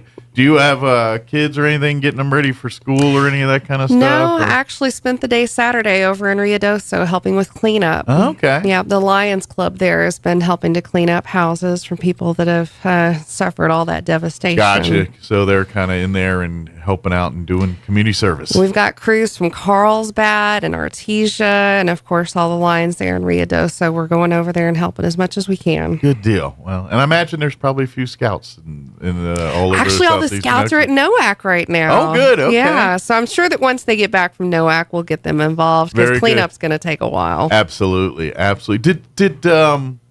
Did Winnipeg suffer any kind of damages or anything? God bless, no. Good. I know they're in a little bit different area than the Rideau. No, very, up in the mountains there and all that. So. Yeah, but we did have, I had the opportunity to get up to summer camp every week. I went and visited folks and thanked them for coming. We had a lot of first-time guests this year, and we suffered hailstorms. Ooh. I got hit by a good one, and it almost totaled my car. Oh. So, yeah, that high desert climate's very interesting. Well, that's, and this is the great thing of summer camp. I mean, yes and no, but I mean, because it's summer camp, it's remote. You're away, things like cell phones don't work. You truly are kind of off the grid. Mm-hmm. And that's amazingly cool. Yeah. But the double edge of that sword is when there's a storm or when there's something, it it tends to have to take a little bit more seriously. Hail or no hail, it's still better than over 100-degree temperatures. Yeah, but I'll tell you this: if there's any situation like that happens, best place to be is with a bunch of scouts. Absolutely. Because they're fully prepared for most of anything when it comes to these kind of things. So, yep. So I through just my own personal growing up in scouting and everything else, there's been those camping trips where you're sitting in the puddles and sitting in everything, and you're like, oh man. And that's part of pack in, pack out. You got to have what you need with you. It builds character though, because later you laugh about it. Yeah. I mean, just even like a year later, you're like, remember that camping trip? We were soaked, man. Remember it was that's the fun of scouting. Adversity builds character. Exactly. If you haven't had one of those moments you're at Philmont where you're just like, oh my God, you didn't do Philmont right. Mm-hmm. But that being said, that's scouting is just a great, and now that we're kind of in that kind of recruiting season a little bit, we definitely want to encourage as kids go back to school here, if they're looking for opportunities to expand outside of the classroom, expand outside of their home life, to get opportunities to grow and do and achieve cool things. And this is a good time to invest in looking into scouting. Absolutely. I've been in the schools meeting principals and teachers for the last few weeks. Actually just met with Dr. Cottrell at Goddard last week. So we're going to get in there and hopefully do some recruiting for a new exploring post. It's right in line with their STEM curriculum. So I'm very excited about introducing this opportunity to kids 14 to 20. Absolutely. Yeah, that's kind of what we want to kind of showcase to families, because most people think scouting and you think of Boy Scouts. You think of the brown uniforms, that's kind of, or the Cub Scout with the blue, those, and that's all very much part of scouting and the tradition of scouting and everything else. But that's one sliver of scouting. There's so much to it. You could literally start, as young as 7, 8, years old with your child, and they can go on to 21 years of age and still be considered a youth in scouting in certain levels of scouting. And that's kind of the explorer part, and that's kind of where Denise is talking is. And that's what exploring's for, is it's really geared toward when kids, as they get 16, 15, 17, and they start turning to adult interests and thinking about their future and, those kinds of things, that's where they keep them in scouting, where maybe some of the other parts of scouting they've kind of lost interest in or maybe outgrown. Exploring kind of comes in and says, oh, maybe we can start teaching them towards a career or towards an interest or a hobby. And and that's kind of where these Explore posts going. And that's where we're seeing some of these new things and new exploring opportunities coming on the horizon with partnering really with the community, with businesses, with other nonprofit organizations to allow them to use their talents to showcase that and get other people interested in those. Yeah, what we found a lot is that a lot of, especially trades and things that you don't have to go to school for after high school, you can get to certification. They're suffering. They're not able to recruit like they were pre-COVID. Sure. So now that we're in a post-COVID world, we're having to come up with more creative ways to get people involved in these industries. And exploring, of course, like all scouting programs, is volunteer-led. Yeah. So these are volunteers that give their time to encourage people to get involved in their industry. And it's right here in our neighborhood. Absolutely. And we're always looking to add and expand on that. We talk... we have, and over years, we've had various different, police explorers things, and they're all career-based, and we got some more on the horizon here. But if you're listening right now and you're thinking, man, we're, whatever your business is, maybe it's welding, maybe it's air conditioning, these are opportunities, and say, you know what, we could start a plumbing post. We could get folks that are interested in learning the entry-level stuff, apprentice-level things of plumbing, and who knows, maybe this is their career. Maybe it's not, and then they go on to something else. But it's sure a lot easier to learn at an explorer level before any money was invested in for any kind of formal training. So these first 3 posts that we have starting are aviation, fire and EMS, and medical. Okay. And the 2 very much in demand all three of those, if you get a job in those, if you get trained in those industries, you can write your own ticket. Yeah. And altogether, we've got about 12 volunteers from each of those different, industries, so to speak. But it's just snowballing. And the more we're getting participation, not only in these exploring posts, but we're getting interest for starting other ones. Yeah. You mentioned plumbing. That's definitely one of those trades that we need more of.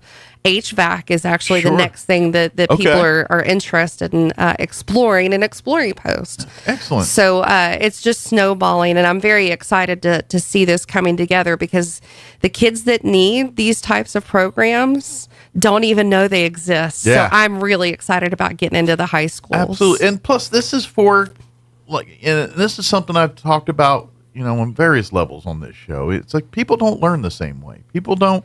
And and sometimes the path that we all say is this path. You go to school, you get your diploma, you go to college, you get your degree. That's not always the path for people, and that's not how they learn. That's not how they process. And so exploring gives folks that maybe don't feel like that's their path an opportunity to see what's out there and do that. And I hate to tell you this, but the people that are in these industries we're talking about, they're making good livings. They're doing very well. In some cases, more money than those people that went to college. And I hate to burst their bubble. They ain't got student loans. The debt. They don't have any of the debt that goes along with it too. So I'm just saying, I'm not trying to shoot down the traditional path because it's a traditional path for a reason. Many people succeed that way and go on, and that's a good thing. But what I'm saying is not all of us fit in that box. And exploring allows you to find your own box. Absolutely. It's hands-on experience that these kids can put on their academic resume wherever that is that they go to. Absolutely. And I know, just from my own experience, that Explore posts over the years, when people of those industries look, they do take that, I don't know how many. Like I grew up in Maryland, we had quite an extensive sheriff's and police explorer post, and 9 times out of 10, if those explorers that went through it chose a career in law enforcement, they could write their own ticket. I mean, some kids decide they want to go, but everyone that they loved it and followed, they were locked for law enforcement because they literally the people hiring them already knew them. They knew exactly. They were trained, so they kind of and so. It's a great opportunity if that's, because if and that's the thing, if a kid knows exactly, I want to be a mechanic or whatever it is, this locks that path in, and it's going to set them up for success for when they do decide or need to go to the formal training and things like that. They've already got a leg up on that. Yeah. So and you can learn all about all the different exploring post opportunities that we have available. And of course, the 3 posts that we have coming together. You can learn more information at exploring.org. Very simple. And the great thing is too is it works in concert with whatever training and everything you know. Like if you're already on the path for this, because you can go to 21. That's the thing about Explorers. You can be 18 and sign up for Explorer, and you're like, I just graduated high school. Why am I not signing up? Well, you can. You can go to 21, and you can use this as your OJT towards your career path here. And by the way, you make great friends. You get to do socially. I mean, we talk about you get to learn these skills, but it's as much a social group as it is a group learning a particular interest or hobby. You make friends, and when you're not doing your welding or doing your HVAC or doing your aviation stuff, you're going and having cookouts and these gatherings. posts are going to be kids from all over Chaves County. So you're going to meet kids from Dexter and hopefully Artesia. We're going to be bringing kids and in, who knows, depending on the post and the popularity, you might get kids from other county. It might be some Eddy County, some kids from Carlsbad, Artesia, or even Hobbs making their way up this way. You never know. That's the beauty of it. Here. We have a big district, a lot of land. That's kind of one of the things I learned as you come out west here. Where the as you go east, the territory landways may be smaller, but the number of people in it are more. Whereas out here, you're like, man, I got to go 3 hours and I'm still in the district. I like our straight roads. I mean, it is kind of cool, I imagine it does make it tricky when you try to coordinate things sometimes. Like we got a meeting, we all got to get together. It's like, oh man, I got to drink 3 hours of this meeting. Where back east, they don't have that so much. Of course, they're spending just as much time just in traffic. But but anyway, this is, scouting is a cool thing. And speaking of scouting, I don't want to miss this up. We miss this opportunity.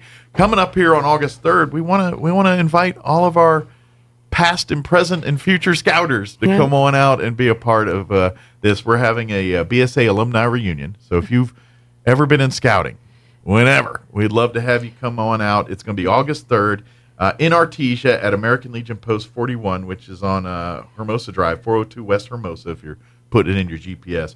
It's from 5 to 7 p.m. Kind of a come and go thing. I mean, if you can come for a half hour, great. If you want to hang out for 2 hours, love to have you. But just love to come and meet some people and talk to you and just see we what's might have on. some recognitions at the event as well. But I got to give a shout out to Jeremy Kern and Tabitha Moreau, all the other volunteers down there in Artesia that have been working really hard to pull this together for the last couple of months. So like everything else in scouting, it's all volunteer run, and it wouldn't be possible if it wasn't for the help of all volunteers. So thank you. Absolutely. Well, that's why scouting is so great and as big as it is. It's because, I mean, yes, there's people that do this for a living. You have scouting, they go to formal training because you got to, they got to have that.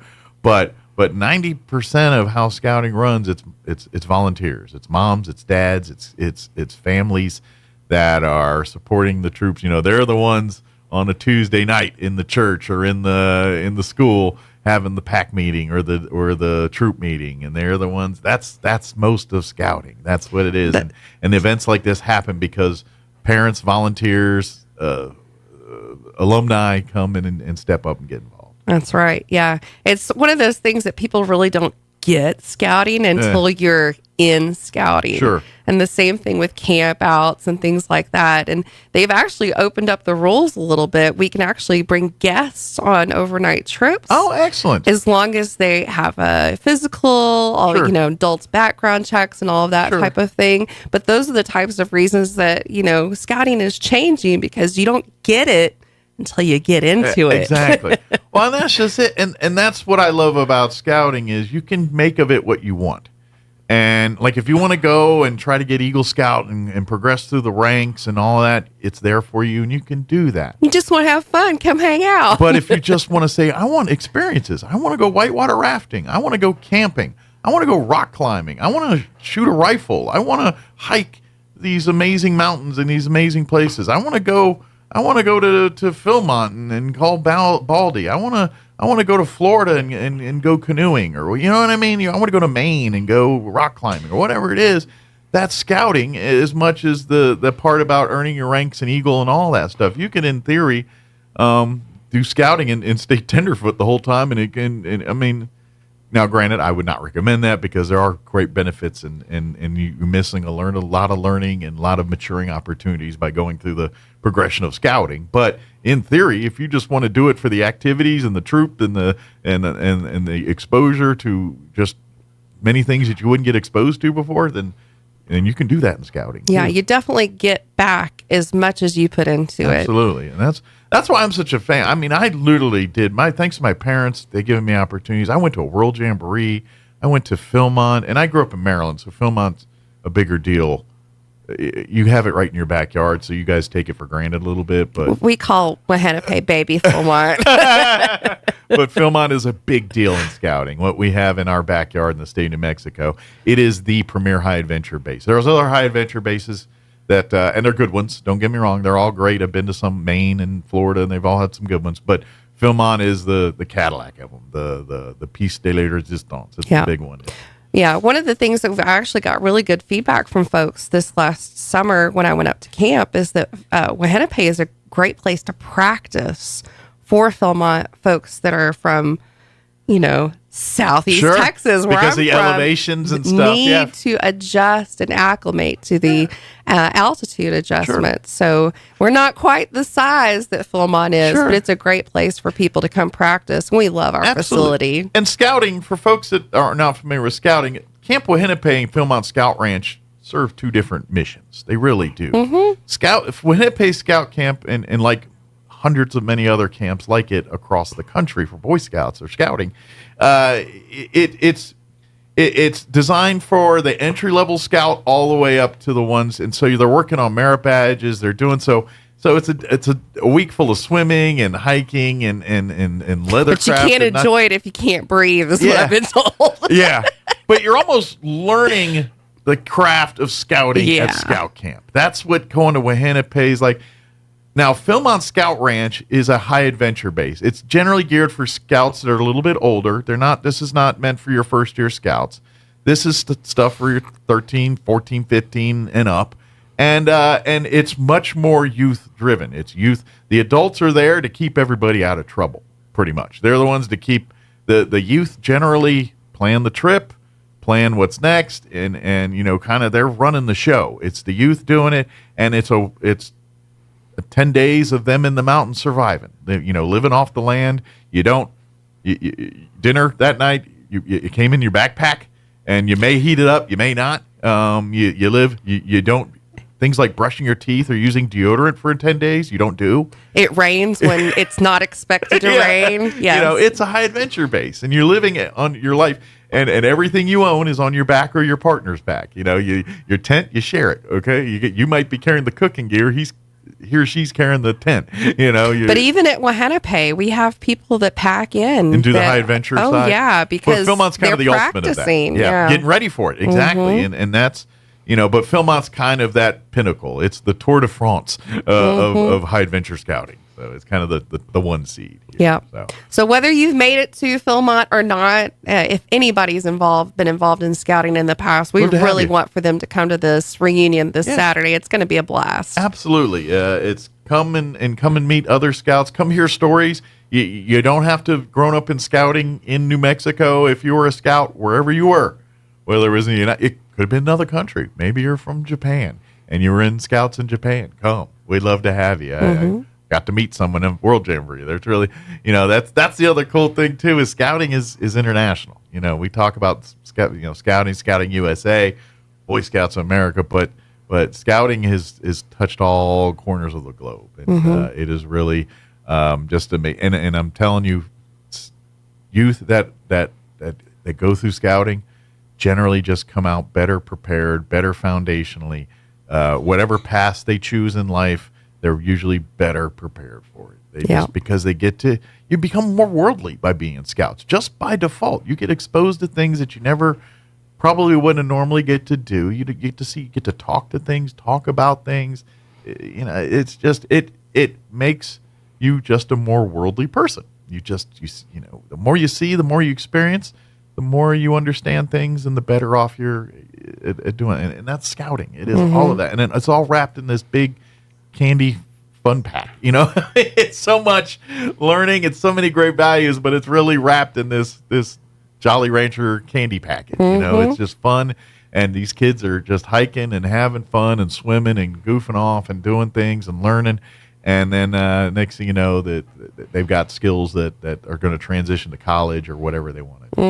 And you don't have to go to camp to get all those skills. It's worth mentioning that here in Roswell, we're growing. Absolutely. So the more kids get involved, the more fun it is. Absolutely. And we do all of that stuff on a Cub Scout level too. We go on little campouts and go swimming at the aquatic center together. It's about building those relationships. So Absolutely. I can't wait to continue to come back and share all of our growth and excitement as these volunteers come together for not only our Cub Scout packs, but also these exploring posts. Absolutely. Please, if you're listening and you're thinking, man, this is something I'd like to do, or maybe my industry, this is a great idea. We need to research about starting our own Explorer post.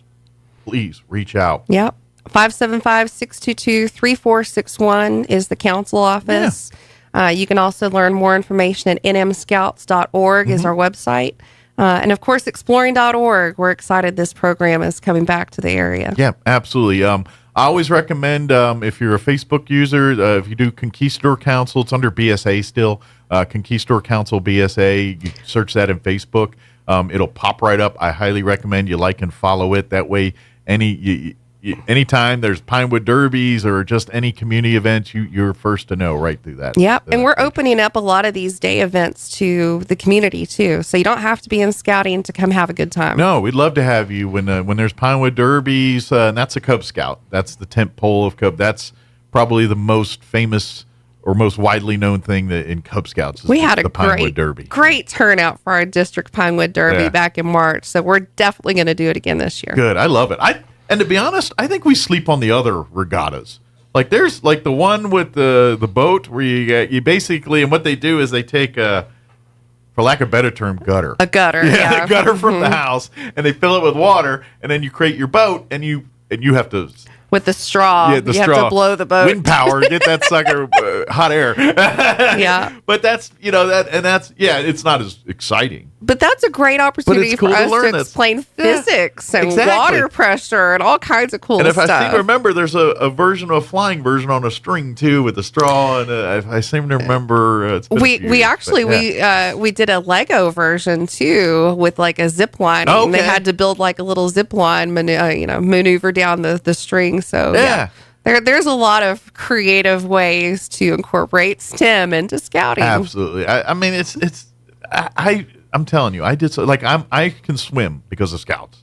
I probably would. I'd still be a non-swimmer today if I didn't go, push that envelope in Scouts and go swimming and learn to swim. Safety first. Absolutely, that was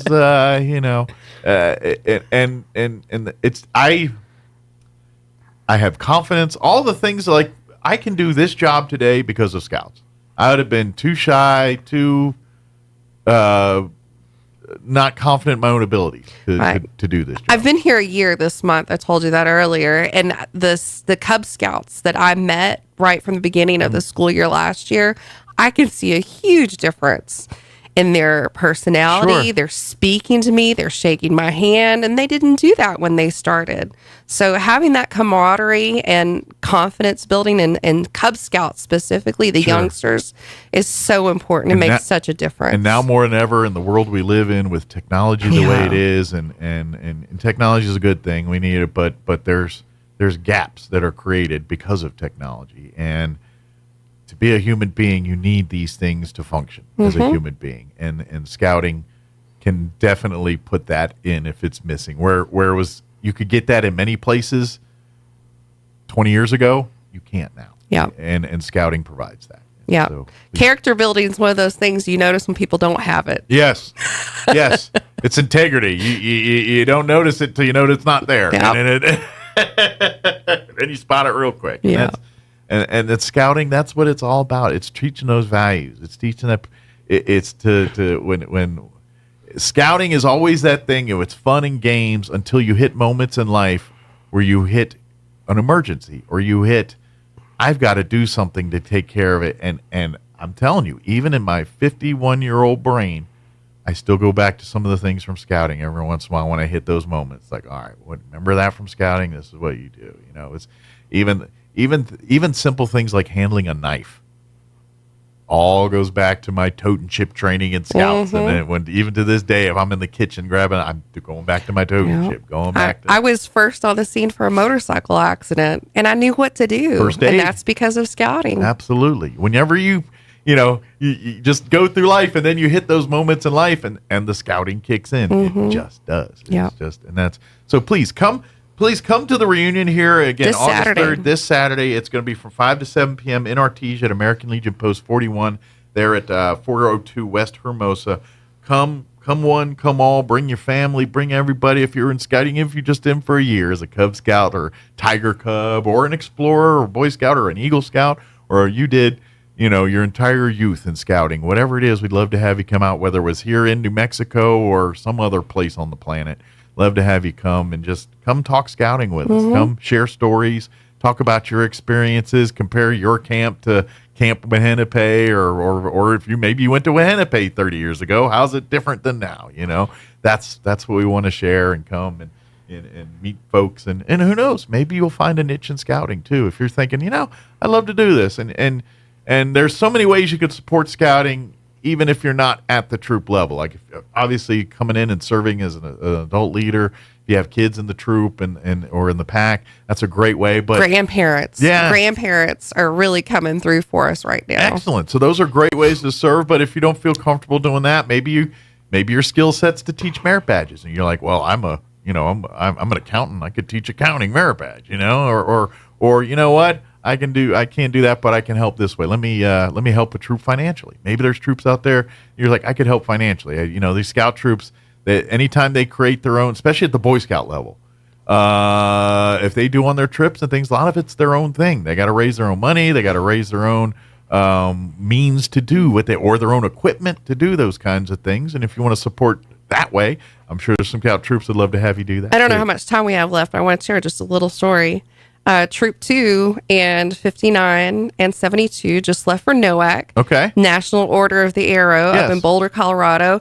They were actually sponsored by Allsups. Awesome. And they put Allsups on their NOAC badge. Oh, so we cool. had a badge dedication as they were leaving for NOAC. But that's an example exactly of that. Absolutely. A local business helping to support scouting. Absolutely. And for folks not familiar, if you get into scouting, NOAC, she's talking about the Order of the Arrow. Order of the Arrow is actually an organization It's a fraternity. Yeah, within scouting. It's kind of it's an honor within scouting. They are selected by their peers at their own troop level.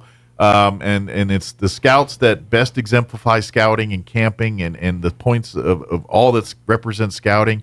If these kids, and generally they're a little bit older, it's not first year scouts, it's a few years in, and they're sometimes have at that point usually have leadership roles within the troop organization there.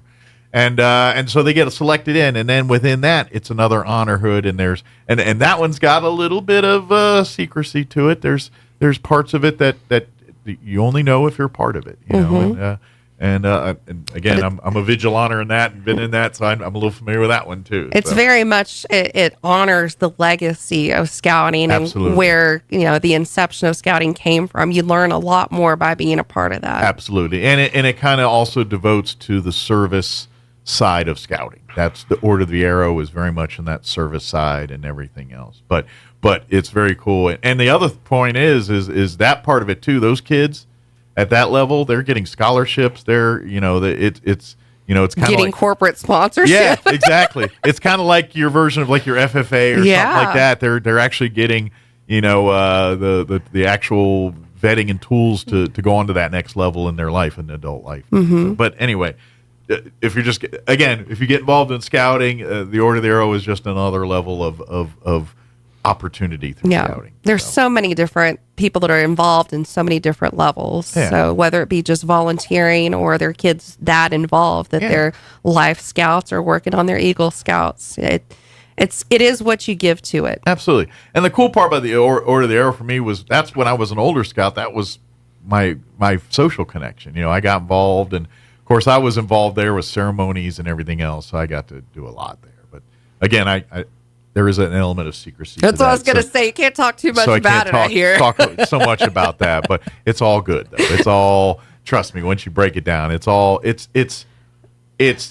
cementing scouting values in a different way. Is what it presents it in a different way. That's all it does. But that's all you need. So shout out to Allsups. We appreciate their big thank support. You to them. Yes, big thank you to them. So get out there and have maybe go get you a chimney or a bean burrito for lunch today.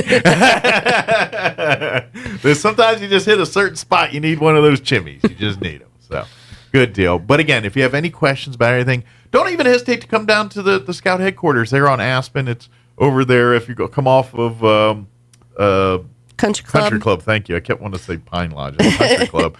And then Aspen's right there in the pecan orchards there. Yep. You can't miss it. Just 2603 North Aspen. You're welcome to come by and visit. We've got a nice Diane made a log book. Oh, cool. So anybody that's visiting from out of town can leave their information. Good Hopefully deal. they leave us a nice review. And so come visit. You get stuff. There's Scout stores there if you need to pick up Scout supplies and things. And of course, I highly recommend you don't leave without a visit to the Eagle patio and visit the Eagle. All the Eagle Scouts, the Conquistador Council, are honored on a patio there at the headquarters there, and they around February they do a dedication for the new class there. So good deal. But go there, and of course, Conquistador Council BSA on Facebook. Like and follow that. Shoot a message if you have any questions, and someone to say, "Hey, I'm interested in scouting. Where can I find a troop?" Someone will leave that message. I guarantee you someone will get back to you. And all of it can be found at nmscouts.org. And that's the website. You can go there too if you don't do social media. Or you can't spell Conquistador. Or because I'm always like Q-U. How many Q's are in there?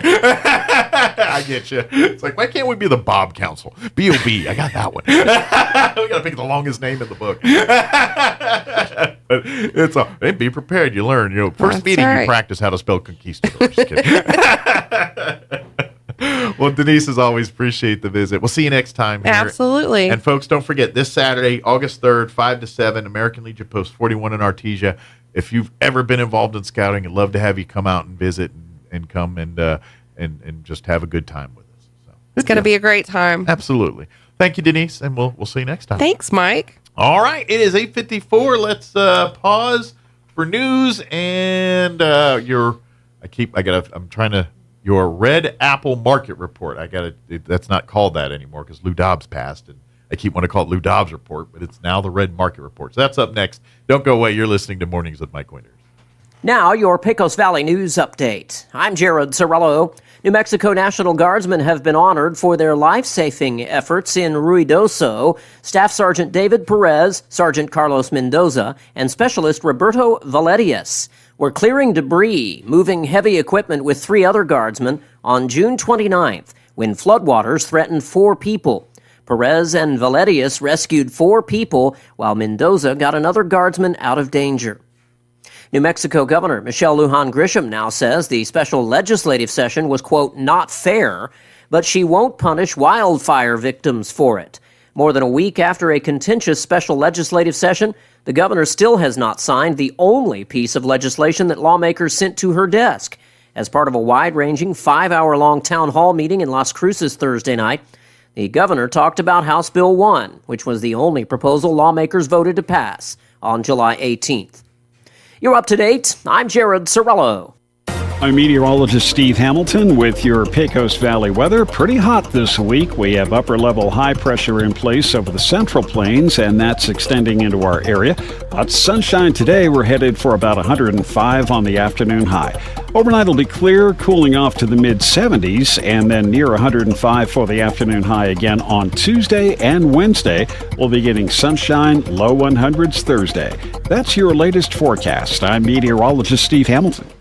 All across America, this is the Red Apple Audio Network's Market Report. I'm Ryan Lang. July trading coming to an end. Tech earnings season ramping up. Fed meetings this week. July trading wrapping up this week with a bevy of tech earnings and Fed meetings. Stocks are mixed for the month. Last week's tech losses sent both the S&P and the NASDAQ into negative territory. The technology surge fizzling out as investors turn to smaller caps. The Dow Jones Industrial is still up in July. Technology earnings season in full swing this week. The biggest names reporting. Microsoft leading things off tomorrow. Earnings per share expected up 9% year over year. Wall Street targeting sales upwards of $64 billion, a 15% increase for the quarter. Apple revenue forecast at $84 billion. It would represent growth over the year-ago quarter, but slow growth, only a little more than 3%. Slowing iPhone sales factoring in. Last segment, Apple reported its steepest quarterly dip in iPhone sales since the pandemic. Fed meetings start tomorrow. A rate decision on Wednesday. No change expected. Wall Street still looking for clues as to when the Fed may lower rates. Fed Chair Jerome Powell recently hinting that data has shown good progress this year, and the Fed may not wait till its target 2%. With the Market Report, I'm Ryan Lang. This is the Red Apple Audio Network's Market Report. Red Apple Audio Networks remembers Lou Dobbs. A lot has changed since Goya launched its coconut water. Leg warmers in the 80s. Here we go. 1, 2, turn around. Dancing lambada in the 90s. And in the 2000s, waiting hours to connect to the internet. But what hasn't changed is that Goya coconut water continues to be deliciously refreshing and has that sweet tropical flavor you love so much. Goya coconut water. So good, it's always in style. Find it in the Goya section of your local grocery store. If it's Goya, it has to be good. Maybe your AC unit needs a little tender loving care. If you don't know where to turn, then you don't know Jack. Fergalicious. In fact, they're downright funky. Fergalicious. Let the boys at Fergie's Plumbing and Heating get your AC unit ice cold, just like some of my lady friends. Don't let any fool make you lose your cool. Fergie's Plumbing and Heating. If you don't know Fergie, then you don't know Jack. 632-2660. Fergalicious. Here's a Mornings with Mike Winters fun fact. Slugs have 4 noses, but no fingers to pick them. Here's Mike Winters. And good morning. It is closing in on 9 o'clock, 8:59 here. Stay tuned next hour. We're going to have the folks from American Legion Post, VFW Post 12184. I was thinking about something else. Join us here. Matter of fact, Jocelyn, I just got a text. Jason's downstairs from VFW. I just got a text. I was on the air here. So they'll join us next hour, give us an update what's happening there. Of course, they've got another Dine to Donate night over at Texas Roadhouse coming up, so we'll talk about that with them. And then, of course, there are other upcoming events and things, too. So we'll do all that next hour. If you missed anything from last week's Chavez or any county fairs, you can go back and check them out at your leisure. Log on to ksvptv.com, click on the respective channels. There's one there for the Eddy County Fair, one there for the Chavez County Fair. You can go back and check them all out, including the livestock auctions and everything else from last week. It's all there, ready for you to go check out. All right, it is 9 o'clock. We'll be back on the other side of news. Don't go away.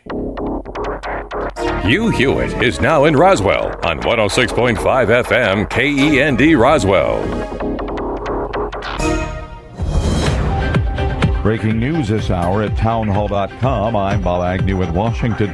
The U.S. is questioning claims of victory by Venezuela's President Nicolas Maduro. Here's correspondent Donna Warder. At a celebration with supporters, Venezuelan President Nicolas Maduro is claiming victory in the presidential election. But Maduro's opposition is also claiming victory, saying that Edmundo Gonzalez won. While traveling in Quito, U.S. Secretary of State Antony Blinken questions Maduro's claims of victory. We have serious concerns that the result announced does not reflect the will or the votes of the Venezuelan people. Venezuela's National Electoral Council, which is controlled by Maduro loyalists, earlier said Maduro had secured 51% of the vote to 44% for Gonzalez. I'm Donna Warder. Germany, Britain, and the Netherlands have called on their citizens in Lebanon to leave immediately as expectations grow.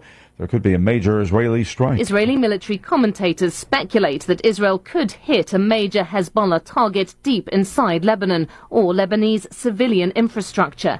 But part of its calculation must be how Hezbollah, with its large arsenal of longer-range rockets, could then respond. As international diplomats urge restraint, local media have quoted an unnamed Israeli defense official as saying that Israel wants to hurt Hezbollah but doesn't want to drag the Middle East into another all-out war. That's BBC's Yolanda Nell reporting. Fire crews hopeful cooler, more humid weather will help them get the upper hand on a wildfire. Fire officials say the Park Fire, the largest in California, is now 12% contained but still threatening thousands of homes. The sound of firefighters on the ground trying to douse billowing flames in Forest Ranch, California. That's correspondent Jackie Quinn reporting. More on these stories at townhall.com.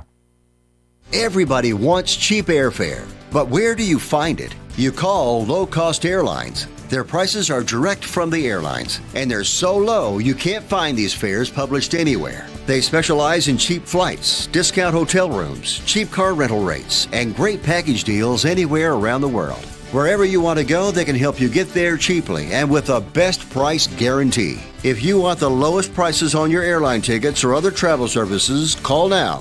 That's right, call. That's the only way to get these rates. Experts are standing by 24/7 to get you the cheapest airfare and hotel rates available. So don't wait. Call right now for the lowest travel prices anywhere and for great last-minute travel deals too. Call 866-755-5300. That's 866-755-5300. Again, that's 866-755-5300. Call us right now. After years of opposing Iowa's new abortion law, clinics are now prepared to follow it. Here's correspondent Julie Walker. Iowa is set to join more than a dozen other states where abortion access has been sharply curbed since the U.S. Supreme Court overturned Roe v. Wade. The state's abortion providers have been fighting, but still preparing for the law, shoring up access in neighboring states and learning from others where bans went into effect more swiftly. I'm Julie Walker. There will be back-to-back meteor showers later this month. The southern Delta Aquarid meteor shower peaks early tomorrow, and this year it coincides with a second smaller meteor shower, the Alpha Capricornis. The Delta Aquaritis is set to occur every year in North America late in the summer months. At the peak, 15 to 20 meteors can be expected every hour in the northern hemisphere. Breaking news at townhall.com. Former President Trump gave the keynote address at the Bitcoin conference in Nashville over the weekend, noting it takes large amounts of energy to generate Bitcoins. He says if he's elected, the U.S. will also expand its electrical capacity. We'll be having power plants built at the sites. We'll be releasing people from certain ridiculous requirements. And we'll be using fossil fuel to make electricity because we're going to have to. We'll be using nuclear. We'll be doing it in an environmentally friendly way. The former president has embraced the digital currency in recent years, and he wrote into the newly adopted Republican National Committee platform a declaration of support for the right to mine Bitcoin and to maintain custody of cryptocurrencies in general, as well as all other digital assets. He would also make it safe to make transactions with those currencies free of government regulation. More from townhall.com.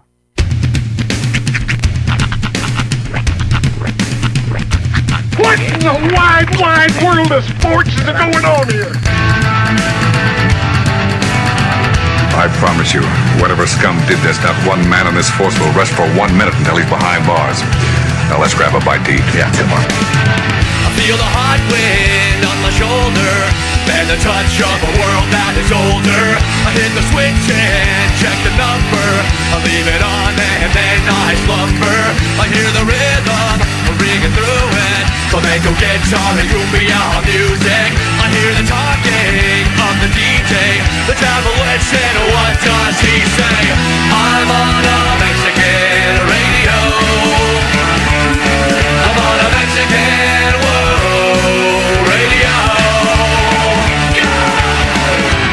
Broadcasting live from high atop the J.P. White Building in downtown Roswell, New Mexico. It's Mornings with Mike Winters on 106.5 Roswell's Talk FM. Is that what I sound like when I talk? Now, here's your host, Mike Winters. And good morning. It is 6 minutes after 9 o'clock. Welcome to hour number 3. Chris and Guillermo of Mornings with Mike Winters, right here on 106.5 Roswell's Talk FM. Happy Monday. Yes. I know it's not as exciting, but it's a bit of an oxymoron, but you know what? It's the beginning of all things new. School getting back in session this Thursday. Yeah. I say this. To have Friday, you must have Monday. That's exactly right. People ask all the time, why? Why do we experience sorrow? Yeah. We experience sorrow so we know how to enjoy or how to appreciate true joy. Yeah. So I like can't appreciate philosophy. Friday unless you go through Monday. That's right. So, go through Monday. Yeah. And you know what? Bad days make good stories. So even if it goes nipples north, as I've been trying to work into the vernacular, it's going to be a good story someday. Yeah, exactly. And to be honest, the Monday part is just get up and going. Once you're going, it's just a day. Yeah. It's just, and so I'm going to say at 9 o'clock, a good hunk of you have already hit that threshold. Yeah. So it's all downhill from here. It's all downhill from here, folks. That's right. Happy Monday, yes. Nonetheless. I did try something over the weekend in a crock pot. Ooh. It turned out it looked way better in the video. Mm-hmm. Did you try a TikTok recipe? Well, it was a video. I don't know if it was TikTok. It was just a probably on Pinterest or whatever. It's just one of the many gazillion videos of things you see. And this one, and it wasn't bad, but it's so it was a pierogi kielbasa crockpot cheese jobber. Huh. So I did it yesterday, and it's good. It's not meant for summer, and you need like 10 people. 2 people is just not. Do you have a lot of extra, a lot of leftovers? Oh, a little goes a long way. Like you're full. Well, think about all of the ingredients. Yeah. You've got pierogies, which are in themselves pockets of food. A potato. Yeah, pockets with food inside of them. Yeah, cheesy potato. In addition, you've got cheese, which is in general a good binding agent. Cheddar. Both in the dish Yeah. and right around this region. Yes. Then some kielbasa on top of that. Largely considered the thickest of the sausages. It was good. But, yeah. That would have been better during football season with like 10 people around the TV. Yeah, I can see that. Of course, pierogies aren't exactly a big thing around these parts anyways. No, they're not. Like, I did not know what a pierogi was until a couple years ago. I had to go store hopping to get pierogies. Albertsons? No, I got them at the Mart of Wall, but I did not. That was not the first place I went to. I got all my other greetings at the Farmers of Country Market, and they didn't have any pierogies, so I had to go to the Mart of Wall and found them there. I probably would have. Albertsons would have been next. It's just logistically, it's not near me. You know, I had to go on to the south end of town or 2nd Street. So that would have been next. And to be honest, when I got to Walmart, I had a choice of a box with like 10 of them, or this 48-ounce gelatinous bag of which I had bought. So I literally have half a bag of pierogies sitting in the freezer now because I only used about half of them to make my dish. But now you've got pierogies for, whenever. Yeah. I'm good on pierogies for a while. I think I pierogied myself out yesterday. And now you got lunch for the next week. It's fine. But it was, I guess what I'm having for lunch today. It sounds like pierogies. Well, this is one thing I had to do when I was keto is I would learn these recipes, but they were for family-sized dishes. Right. So I had to learn to just pare everything down by half. Yeah. If I was going to make a recipe, I was going to do a half recipe, and that was fine for me. I don't know how to cook small in a crock pot. I get it. For the first 4 months of keto, I was making enough basically to have for the next 3 days, but I'm not going to want it after this one meal. Right. And you can freeze some. Sometimes freeze it doesn't. It's not the same. Well, meal prep is a big deal, with a lot of people who are trying to, watch what they eat. But at the same time, you're preparing the same thing every day for lunch. Half of the joy of my life is trying to figure out what I'm going to shove down my gullet for lunch every day. That. I'm like that. I'm absolutely like, ooh, today I'm going to have this, or today I'm absolutely the same way. I'm a variety guy. I'm not a leftover guy, unless it's like leftovers of something that's usually my absolute favorite, right? Casserole or seafood, pretty much anything. I can't do leftover seafood. That's the one. If I put seafood in the refrigerator, I'm not going back to it. I will, because I'm a savage. That is a level of I microwave fish. Now, I love weird food. But I just can't go back. There's like a special type of microbe that grows on leftover fish, I feel like. Yeah. I don't know. Because I eat so much fish. The other thing is anything that's fried, if I put it in the fridge, I'm not going to want that anymore. Fried does not regurgitate better to heat, unless you put it back in the pan or something, or oven heat. I heard somebody say one time when talking about getting things in like a to-go box or something, you're basically saying, I'd like to throw that away myself later. The one best thing left over that reheats just fine is pasta. Yeah, pasta in general spaghetti's kind of tough. Yeah, in depends on the sauce situation, but generally you can reheat pasta and it kind of tastes much like it did. And originally. there's like, methods, like the cup of water method. Like if you're eating a pasta, they say put a cup of water in there. It's with like it pizza. To add the steam. There's so many different ways that people tell you to reheat pizza, and I've done all the above. Like I've done I just hit the pizza button on the microwave. I've thrown it in the toaster oven. I've done the pan, micro pan. The pan with the water, with the couple drops of water and putting the lid over it to steam it. I love the concept. But when I'm eating leftover pizza, I don't want that much kind of work. I just want to eat it. You know what I mean? Open a box, pull out pizza. slice. You know what I mean? Right. If I got to do that much work to get, I'm just like, I didn't do as much work to get the pizza. Exactly. The whole reason the family's having pizza tonight is because I wasn't ready to cook. Yeah. So, I mean, though I appreciate those techniques, I'm not dedicating time to do those kind of things. I'm not putting that kind of time and effort in my leftoverness. Just not. I'm usually at that point ready to eat something, and I'm like, I guess if I'm formalizing and having for dinner and all that, but generally when I eat leftover pizza, I get home and I'm like, all right, I want something to eat. All right, just eat a piece of pizza. Go in the microwave for a minute. Here's pizza. Or eat it cold, like many people do. So I'm a savage when it comes to a lot of those foods. Like I'm not a stranger to cracking open a can of SpaghettiOs and just eating that bad boy right out of the can. Hobo style, as they call it. Oh yeah, baked beans. I've done all those. That was kind of matter of fact. When I was in the Air Force, that was a thing. Yeah, I would literally buy like your can of baked beans and potato chips. Ooh. Open it up and use the beans. I like it. I like that. My potato chips. Nice. That's how I shut somebody up in Italy, because he constantly relieved gas in the tent, and he would do it for spite. And I warned him. I said, "Stop, please stop, or I will retort. I will load the cannon." And the first day I told him, I said, and then I went and bought a can of beans from the commissary and just set it on the table.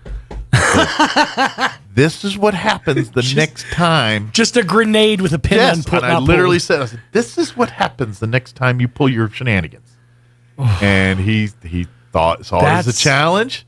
So I got my Pringles, I got my beans, and I sat there just like something just literally almost like out of like De Niro out of Cape Fear, just staring him down the whole time. Prolonged eye contact. And approximately 1 hour after consumption, game on. And I went to bed that night, and I remember hearing, "For the love of God, Mike, will you please stop?" Yeah.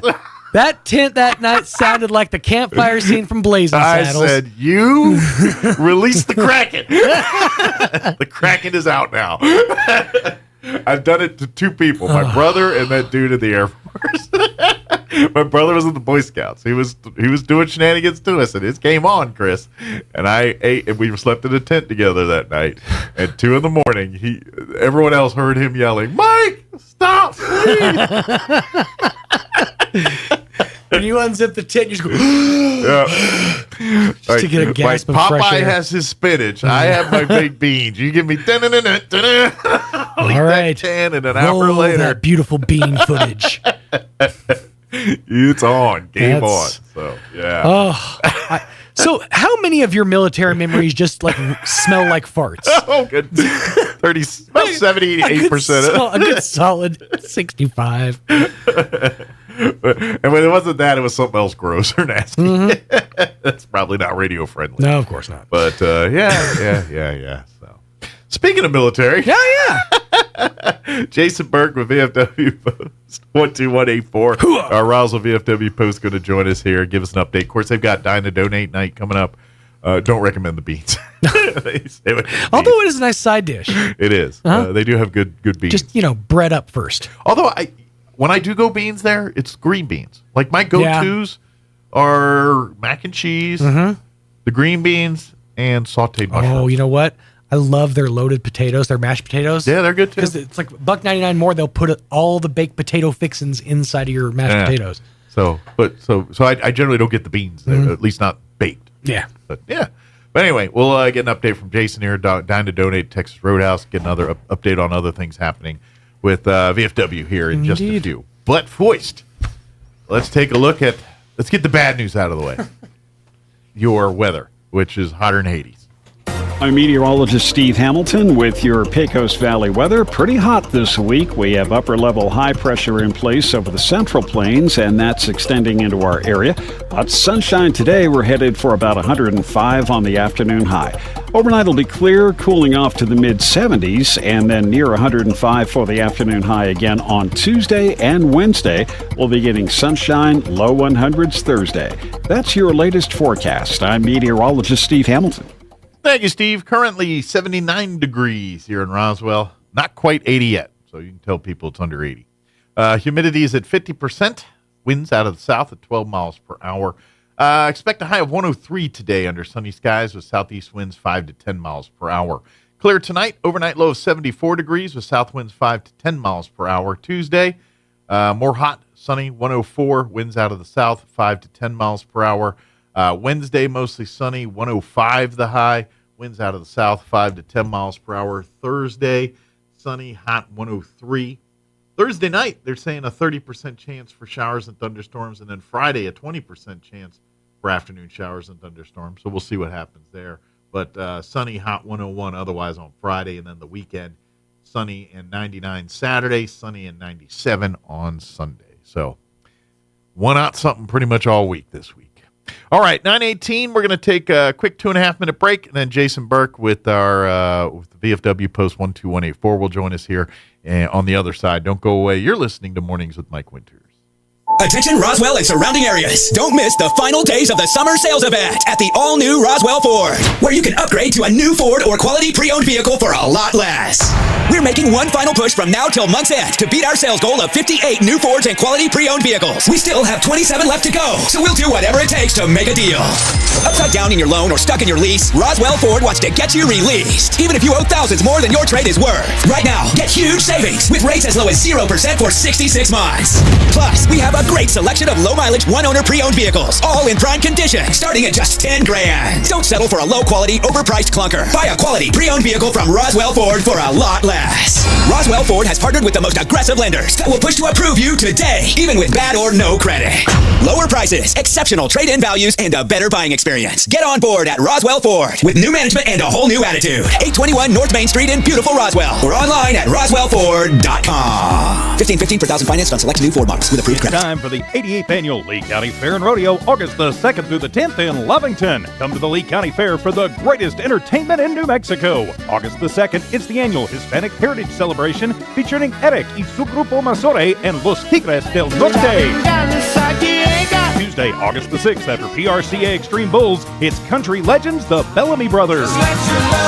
Wednesday, August the 7th, Faith and Family Night featuring Casting Crown. Nobody but Jesus. Thursday, August the 8th, it's Tough Enough to Wear Pink Night with Joe DiMaria. Heads Carolina, tails California. Friday, August the 9th, celebrate America's Heroes with Justin Moore. This is my dirt. Saturday, for Volunteer Appreciation Night, it's country superstar Kane Brown. Baby, I swear I can feel it in the air. Log on to LeeCountyFair.net for tickets and more information. Don't miss the 88th Annual Lee County Fair and Rodeo, August the 2nd through the 10th in Lovington. 88 years of tradition.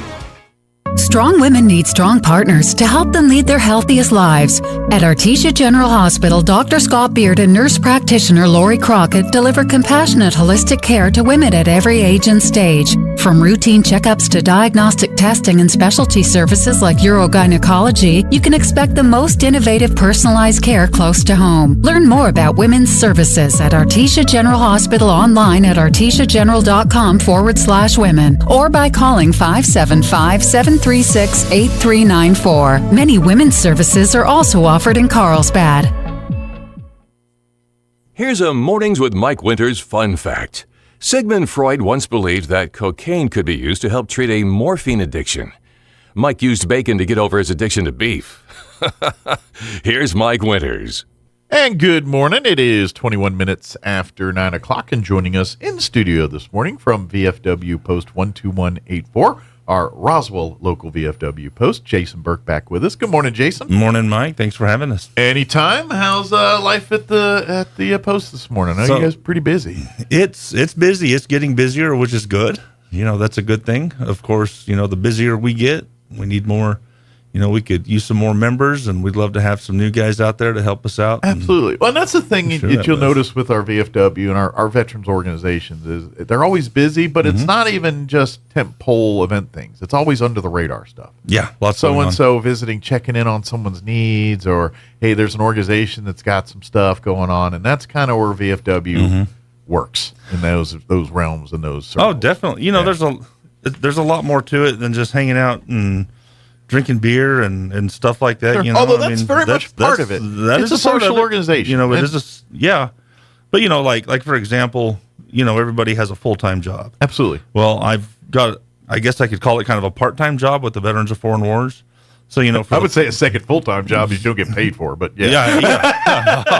But with the post, I'm the senior vice commander. I'm also the district senior vice commander, which is basically Roswell, Hobbs, and Carlsbad. Sure.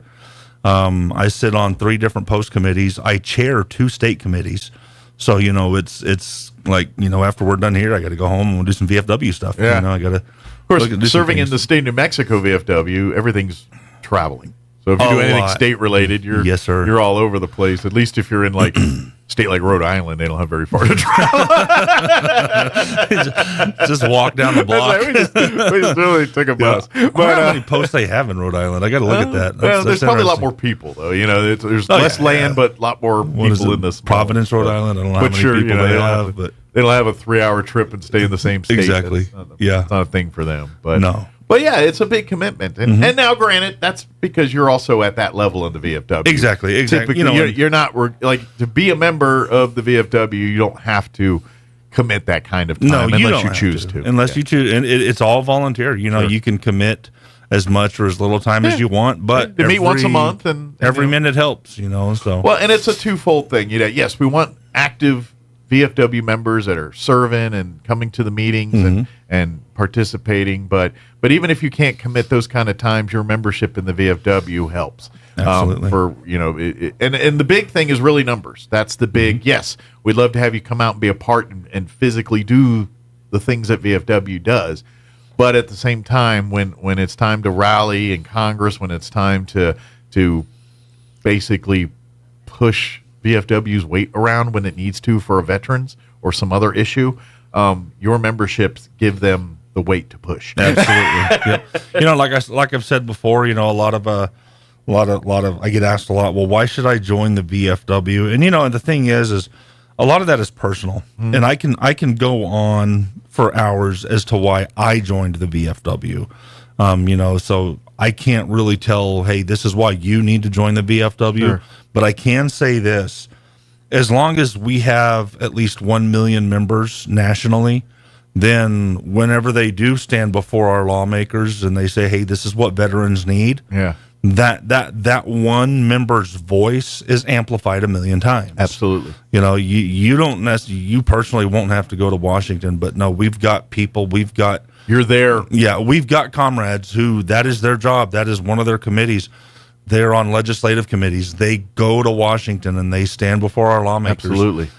Just like the PACT Act that was recently passed. If it wasn't for the Veterans of Foreign Wars and our other veterans organizations, the PACT Act never would have probably would never have been passed. They're the ones that are fighting for those rights and things. And also the other side of it too is when it comes to help for veterans and all veterans need help in some way, shape, or form, whether they want to admit it or not, especially those that served in combat. I don't care if you did some of those things in combat, you got to deal with that. You got to. You have to, in some way, shape, or form, deal with that.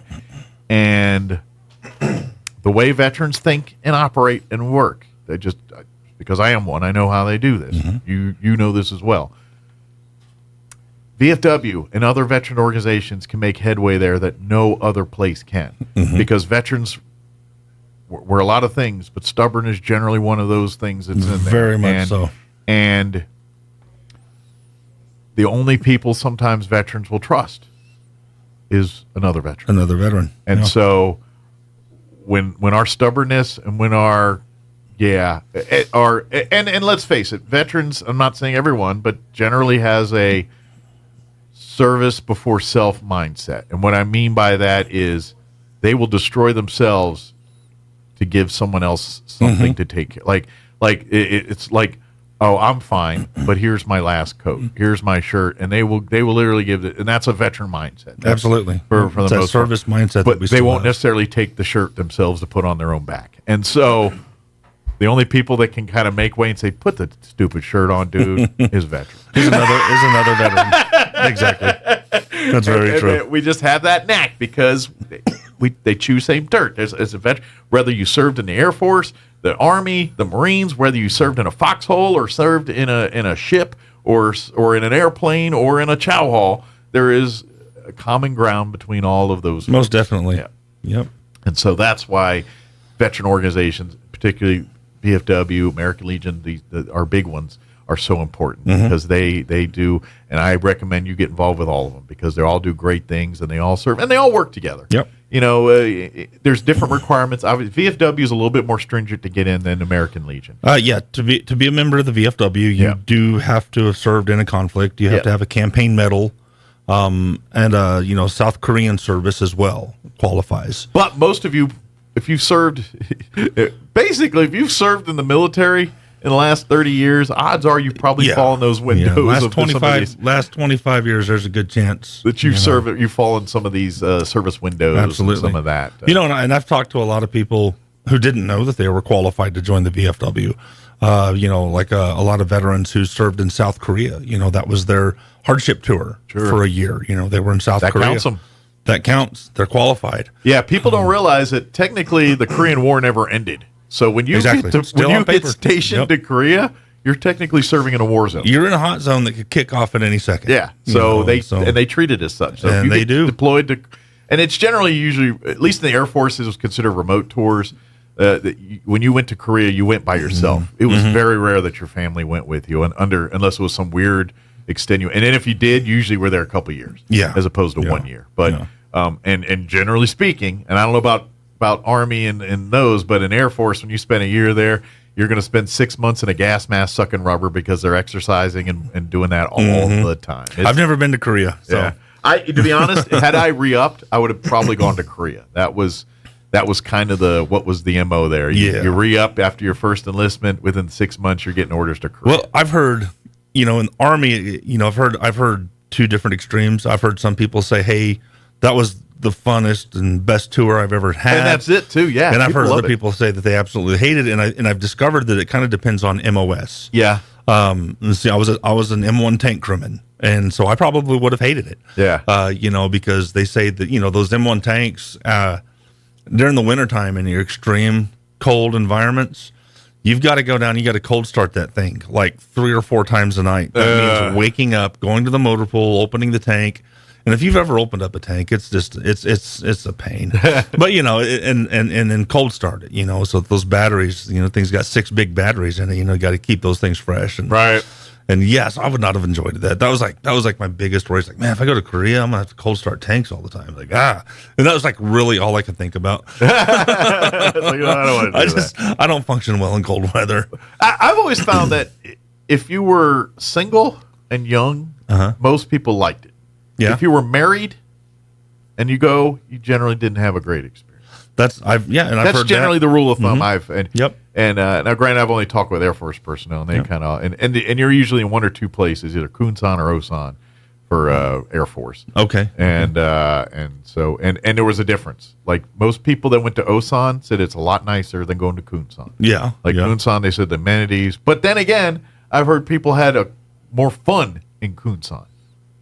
Osan was nicer as far as amenities and all that, but as far as things to get involved with, Kusan had more. I got you. That makes sense. Kind of like here. I was at Fort Hood. There's a lot or Fort Cavazos or whatever it's called now. I'm always going to call it Fort Hood.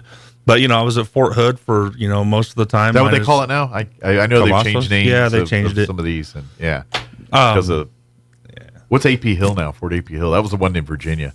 Oh, I have no idea. And the only reason I know that that's actually big, and that's actually in Virginia. It was about 2 hours from where I grew up, but it was Fort AP Hill. Okay. AP Hill's a Civil War general, fought for the Confederacy. The name's been changed. I don't know what it is, but that was the big thing for Boy Scouts. The scouting we just had last hour. Their national jamboree was always at Fort AP Hill there in Virginia. And so they'd have scouts from all over the country come there. And so I'd go to Fort AP Hill, and that's one Army base I knew pretty well because I've been to it so many times. But now it's not AP Hill. I never even heard of it. Yeah, I have never. And to be honest, I'm not even sure what their day-to-day mission is. It's in the middle of Virginia. Oh, weird. But it's a relatively large acre-wise base, especially on the East Coast. Where bases are smaller because there's not as much land. Where you get out here, and Holloman Air Force Base goes forever. Fort Hood was massive. Yeah, bases out west are way bigger than bases back east. Edwards Air Force Base in California is probably bigger than some states. Oh yeah. Rhode Island. Rhode Island being one of them. But anyway, I'm getting off topic here. But VFW always looking for members. I do. We do have. If you want to help out, you guys have a Dine to Donate coming up, right? Yeah, so we've got a Dine to Donate, and that's tonight. Yes. That's at Texas Roadhouse. Yes. That starts at 3 and goes until 10. And they give basically there's a flyer that you have to either present on your phone or physically a piece of paper. Picture of the flyer, a piece of paper. I've got some, I'll share my phone number with everybody. Okay. Do you have it on your Facebook, by the way? It's it should be. I don't run the Facebook page. Okay. I run our LinkedIn page. Okay. It's on LinkedIn. It's on LinkedIn. But I've got little tickets. We make like little business card size tickets. Okay. I've got some of them in my truck. You want one, you can give me a call, and I'll drive. I'll meet you somewhere and drive to your house. We'll get them to you today here. I'll give you one today. But if you've never done this before, how it works, if you come to Texas Roadhouse between 3 and closing, which is about 10 o'clock, and have a meal, you present the flyer or the card, and 10% of your total meal purchase goes back to the VFW post here. Yes, sir. So you have to present that to your wait staff. I believe it also works if you do the to-go. You just need to show that flyer. I don't know if it does to go or not. I don't want to say yes or no on that. From what I've been told is if you go to pick it up, because you got to order through the app and all that, but if you show them the flyer and say, this is for the VFW post, at the end of the night, they'll tally your... You might want to check in that, but that's... I will definitely. I know because our historical society uses it. They do the same thing with them, and that's generally how that works on that one. So it's a little convoluted, but if you, because I get it, because I'm one of those people, I'm like, I'll pick up a meal, I want to go home, because after a certain point, I don't want to see people anymore, but that's just me.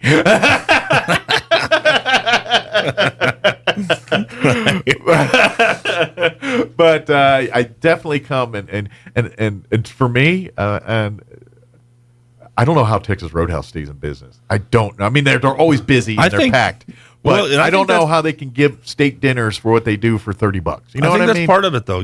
Texas Roadhouse, they give back. They give so much back to the community. Sure. They have been. Texas Roadhouse has helped us a ton. With our last golf tournament, they did the catering. Yeah. And they provided, servers and staff and. They just awesome in this dine to donate thing. Yeah, they do. Yeah, they love that they give back like this. Yeah, but I'm on it. I just never. I'm like, because let's face it, you can't get a steak dinner at a better price than you can at Texas. I defy you to find same quality too. Exactly. It's that's amazing. what I'm saying. And you're like, excellent. You steaks. paid $50 there. You felt like you got $50 worth of food. You know what I mean? Right. Yeah. And that's why I'm like, I don't know how they do it, because no other restaurant gives you this much for this price. And how do they do it? I'm like, now granted, have you ever been to Texas Roadhouse and was not busy when it's open? No. That's what I'm saying. So they're always busy. It's always jumping in there. But we're so appreciative of it. But tonight's that night. We love Texas Roadhouse. So if you want to have an early dinner or whatever, but beginning at 3 p.m., come on down to Texas Roadhouse. Get that flyer. Whether you need to call Jason or shoot a message through social media, we get you that flyer. Do you have a website that people can? If we could put it on if you could get me a copy of it, I could put it on the video here. We could tag it in the comments, and people could get a copy of it there, and that way you can get it digitally here. But if it's on LinkedIn, maybe we can get someone to throw it up on the Facebook, and that way we can. I can screenshot it to you. Yeah, that way, and then we'll get it, and I'll get it to Jocelyn, and she can put it in the comment section of the video here. Okay, and that way folks can just put it on their phone and save it, copy it. Now, another thing too that we're doing. So at Texas Roadhouse, we do this thing. It's called Patriots on the Patio. Whenever they got that big patio out there at Texas Roadhouse right in the front. They right by the veterans parking. Yeah, right there. We go out there and we'll buy appetizers and just hang out, and invite people out. Sit and chit chat. Yeah. Today, starting at 6, at 6 o'clock, we're inviting all law enforcement officers in the area. Okay. If you're federal, state, city, county law enforcement, come on out. Good deal. Come on out and join us. We're going to have some appetizers out there, and have a meal and a conversation. Exactly. We'll have appetizers. We'll provide those. We'll have some snacks out there. We're doing that just to, first of all, to show appreciation to our law enforcement officers. Show them appreciation, and it's also an opportunity for us to, kind of develop a bond or develop a partnership within the community. Well, and police can't do their job without community policing. Exactly. That relationship between our law enforcement, our public.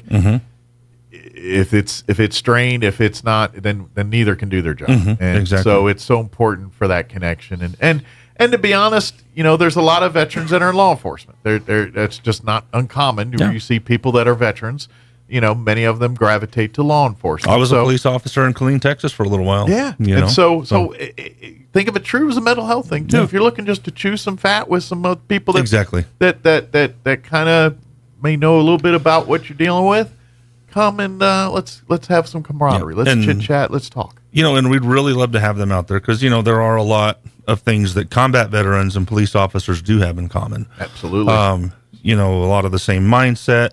And one of the things, in some cases, our law enforcement, they have to do it on a much more frequent basis, on a daily basis. Where veterans, it's that big moment, but then it's cops. I mean, they could be sitting there literally 1 minute not doing nothing, next minute it's 100 miles an hour. And we want them to come out, and take the uniform off, throw some civilian clothes on. Or if you're in uniform, come by in uniform. We don't care. Absolutely, please do. If you're on duty, you're hungry, come by and get some food. Yeah, but a lot of folks, when they see a police officer, a lot of them don't see a human being. That police officer is a human being. Sure. Probably has a wife or a husband, has kids, has bills to pay. Likes a lot of the same things you like. A lot of the same things. They sit down, like to watch football and drink a beer once in a while. Absolutely. Same fears, same worries, same anxieties. It's just they're still human beings, and their training teaches them to act a different way in certain environments. But they're human beings that like and dislike the same things you do. Exactly. And live and feel the same way. Prone to the same mistakes, and let's face it, because they live lives where they see the absolute worst in people all the time. Yeah.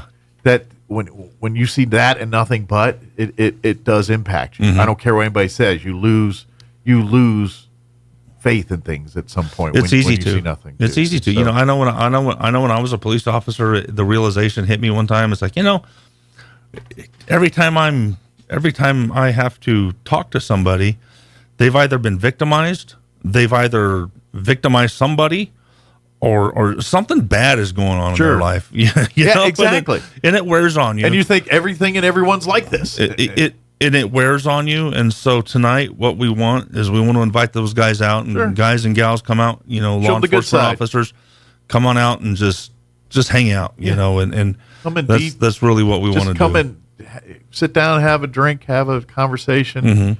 Shoot the bull. Decompress, de-stress, just or relax. Just come have a good time. Whatever it is, we're just going to hang out in the patio. Going to be a little warm today, so bring a fan. It'll be fine, But look at the fans going. But it is Dine to Donate night tonight at Texas Roadhouse, 3 to 10 p.m. Get that flyer, bring it, dine in. And again, 10% of your meal costs that night will go back to our VFW post here, 12184, which continues to go. And all that money goes back to, like right now, they're looking for a new home, and so they're putting money towards that right now. So let's talk about that a little bit, if you don't mind. Absolutely, give us an update. So there's a very, very generous couple here in Chaves County. And they're well known here in the county. They have offered a building to us. Oh, awesome.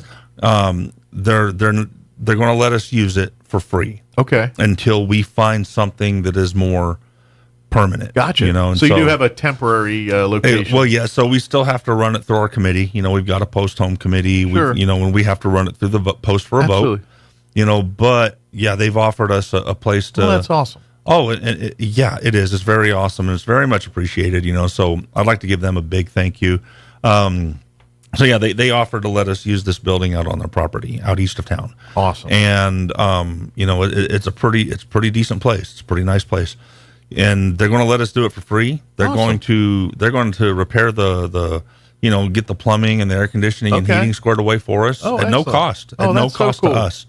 And the only thing it's going to cost us some physical effort. Go out there and help them out, clean the place up. Absolutely, sweat equity here a little bit. Absolutely, And usually veterans have that in pretty good amounts. You know what? Yeah, and so exactly, yeah. So we're pretty excited about that. Awesome. I'm so glad that they're doing that. Yeah, and it really is a win-win because I imagine that building's sitting empty anyway. It's better to have it being utilized, and that's exactly what they said. Yeah, definitely. And who knows? I don't know if their future plans are to sell the building or whatever, but it's going to make it a lot more presentable when the VFW post is in there taking care of it, and holding down the fort, so to speak. Yeah. So we're pretty excited about that. And that'll actually probably allow you guys to do different. different things. Most definitely. It'll allow us to do a lot of different things. When it comes to, because really that's what I was getting to at the beginning. VFW does a lot of their charity work under the radar. It's just coming and going to, as a vet in need, taking care of it. It's not celebratory. It's just, I heard, hey, there's a phone call, a chain group of some way, shape, or form. There's a guy who needs something here.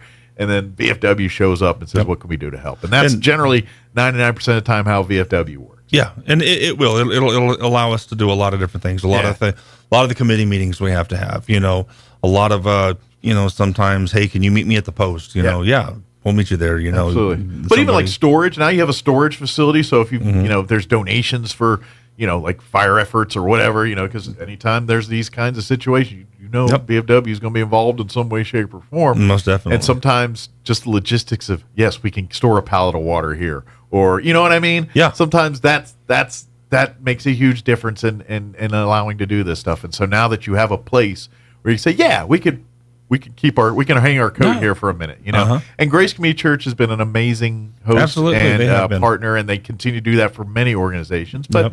They're a church, and they give their home to everybody, but at the same time, you can't move in. You can't be like, you can't go in and say, this is our VFW hall. I can't hang my VFW banners, my VFW, our regalia, our memorabilia, everything that makes us us. Yeah. It's not our home. It's a church home, and we're very appreciative. But now you got a place where you can say, you know what, this is ours. This is our. As a Christian, I can call Grace Community Church home, but. The VFW, unfortunately. A place for veterans to come and, hang their hat. Yep. They were such an amazing community partner in allowing this and many other organizations to utilize it. But, you guys have, grown up a little bit. You need your own place. Yeah. You're no longer the teenage kid. You're a young adult now, and you need your own pad. So we're like I said, we're going to run that through the committee and run it through the post and get it voted on and go from there. Excellent. So that's great, because that's another, and it's great to see. And for folks who don't know, you or yourself and Mac and a few other core members of the post really kind of resurrected this post over the years. It kind of fell to things happen, life happened. It kind of fell by the wayside, and you guys have kind of picked that baton up and gotten it. Back to a service organization that, now we got a meeting place soon, hopefully here, and getting to a point where it's kind of self-sustaining, doing its own thing in its own entity here. So you guys have really done an amazing job of kind of phoenixing this VFW. Yeah. Well, this year, we're an All-American post, and we're an All-State post as well. Absolutely. So it's a big difference doing from some good things, say 10 years ago, and what was going on. Yep. Too. And same thing with American Legion. We've got, do great posts now. We never used to have this kind of veteran representation. I mean, we did underlying, but there was a lot of the organizations kind of fell by the wayside. And now, our Legion, VFW, we're kind of seeing that come back in our community. And that's and it's needed. It's always needed. So please get involved with these veteran organizations. If you don't qualify for VFW, get involved with some of the other veteran organizations. Stick together here, but by all means, and do both. If you qualify for Legionnaire and VFW, please, by all means, because they both need that membership. They both fight for you. And kind of the only real difference is American Legion was sanctioned or created by Congress. So they kind of get ahead of line when it comes to Congress a little bit. But that's the only difference. They're on equal footing as far as representing and getting fighting for those issues. The only one is basically one's officially sanctioned by Congress. The other was started grassroots or started outside that. Veterans. But they do great work supporting veterans and doing more for any. So if you're a veteran out there and you're looking for help in any way, shape, or form, please reach out to our VFW post. Reach out to our American Legion posts. Reach out. Chaves County Veterans, any of our veteran groups that we have here, please reach out because they all network. If you reach out to any of our veterans groups, we all kind of. Hey, we got a vet. We talk. We rub elbows. And, and we've done that before. We've had veterans. They need something. Hey, I need this. Okay, well, we'll give this much. We'll contact the Legion. They'll help. It is nice. It is. It's such and it's cool that Roswell's kind of getting that. And it really is. Yourself, Mac, and our other vets. They've really done a great job of kind of resurrecting some of that here in this community. We also have our scholarships. Yes. Our scholarship programs are going now, and they'll be going till October 31st. Excellent. That's our Patriots Pen and our Voice of Democracy scholarships. Okay. our Patriots Pen, that's for, kids from 6th, 7th, and 8th grade.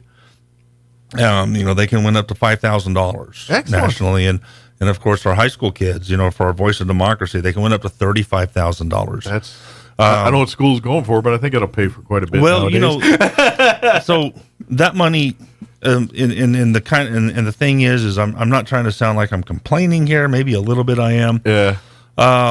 There just doesn't seem to be the participation in scholarship programs. We've given out last year. We gave out hundreds of these applications for this scholarship. It is weird, and just a handful. I've noticed the same thing at American Legion. Same way, people are not applying. Well, what we're competing with is the government paid college tuition. Well, I've got that now, so I don't need your scholarship. Well, here's the thing about the VFW scholarship, the Patriots Pen, and the Voice of Democracy. If you win the $35,000 or any amount of money at all, that money does not have to specifically go to tuition. Gotcha. So any ancillary expenses, it can go to books. It can go towards your housing, room and board. It can go towards other expenses, computers, furniture, whatever you need to to go to your college. degree. Yeah, so absolutely. Ain't gonna pay for a trip to Cancun, but it will. I guess unless you went to college in Cancun, but you pull that one off. But you know what I mean? Yeah. So that money doesn't specifically have to go to tuition. Sure. So please, if it's even support, if you are getting, state or federal and assistance, those are generally earmarked for very specific things. Exactly. And so anything through the government is earmarked. I mean, I know when I went to school on the VA on the GI Bill, sure, that was earmarked. That had to go straight to tuition and tuition only. Now, but this money, this scholarship, like I said, if you're getting federal or state,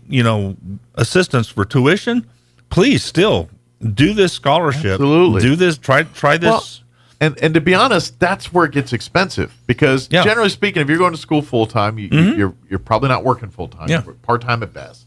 So whatever income you're getting is very minimal. Exactly. And guess what? That's the difference between success and failure. It's okay. Your tuition's paid for, but what about lunch? You got to. What about your books? Your books. You need pens, pencils. What about clothing? What's going to happen? Just ancillary life, and that's where these scholarships can kick in. So this money can go towards that. It does not have to go to tuition. It literally supplements your income because you aren't earning one because you're going to school trying to get your training in, and so and not all of us are blessed to have parents that are going to pay for all your ancillary expenses when you're at school. Please fill these out. Throw everything I don't care what college you're going to or whatever.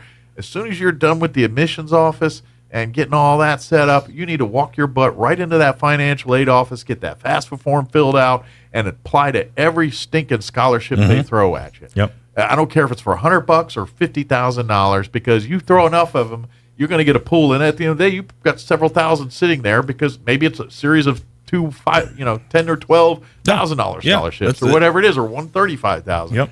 But you throw everything at the wall and see what comes back. And take it. Yeah, absolutely. And just like with the the Dine to Donate, if you give me a call, and I'll send this to you as well. Okay. Actually, I'll let you have this. Okay, perfect. I've got several of those. That's the scholarship application. Okay, so if you need more information, we got you guys here. There's 2 QR codes on there. You got to scan the QR code. Okay. And that'll the take application you. And the information. And all that one stuff. QR code is for one age group. Another QR code for the other age group. Excellent. So if you're middle school to high school, everything and everything in between up there. So. Please reach out and again, and I imagine you could see. Because I imagine there's probably a veteran adjacent requirement on these scholarships. No, there's not. They're for everybody. Oh wow, not even everybody. That. No, you do not have to be. Oh, cool. You do not have to be related to a veteran. You do not have to be a veteran. And see, everybody. That's that unusual. is for the community. That's unusual because most veteran organizations they do put a veteran requirement, related to. Well, the thing is, Mike, is we talk about what we do for veterans, the VFW, but there's also a lot that we do for the community. Sure. And this is one of those things. This is one of those things that we do for the community. Great. And I bet that's probably something you're battling with because most people probably think like me. Oh, that's just for veterans. No. We do. If you're going to school. We hold food drives. We have food drives. Actually, we've got one coming up in September. We have a food drive. we do, and those are for our homeless, not just for homeless veterans, but those are for everybody in the community. Homeless people that need food. Exactly. Regardless whether they were in uniform or not. If you're a veteran, if you're not a veteran, you still have an empty stomach. Absolutely. You still need to eat, we do that. We did some we did some things for the Ruidoso fire relief, and we set aside money for that. We went down to Church on the Move and helped load up water so that the Chaves County Sheriff's Office could escort it up there. Yeah, you guys are always service organizations. Oh, absolutely, yeah. So but that's actually that just surprised me, because usually scholarship stuff, it's like, so that's cool. So no, please, that's for everybody. Apply. Anybody. That's a little unusual, folks. That's a cool thing. Yeah, so veteran status does not matter when it comes to our scholarship program. Because I know, like, American Legion has some in our post, but again, you got to have a veteran adjacency status, or be the veteran yourself. Yeah. So this is even above and beyond that. Yeah. So that's awesome. Again, VFW Post 12184. I highly go to the website. Like on Facebook or LinkedIn is a great way to stay connected. Come out tonight. And if you want to learn more, come out to Texas Roadhouse tonight. Absolutely. Come on out. Come to the patio, sit and chat with Jason or some of the other VFW folks, or just come and meal and support. But that's a great way to support. If you want to easily support, come have a steak dinner at Texas Roadhouse tonight. Get a copy of the flyer. Like I said, we can get off LinkedIn. We'll get a copy to put up on the comment section here in the video. You can get whether you have a physical paper copy or on your phone like a digital copy. Just show it when you get to your server at Texas Roadhouse tonight, and they're going to donate 10% of your total meal cost back to our VFW. So great. Come out tonight. Again, it starts at 3 o'clock today. Begin at 3 p.m. till 10 o'clock tonight. So good deal. We get it all? I think we have it all. Excellent. Till next time.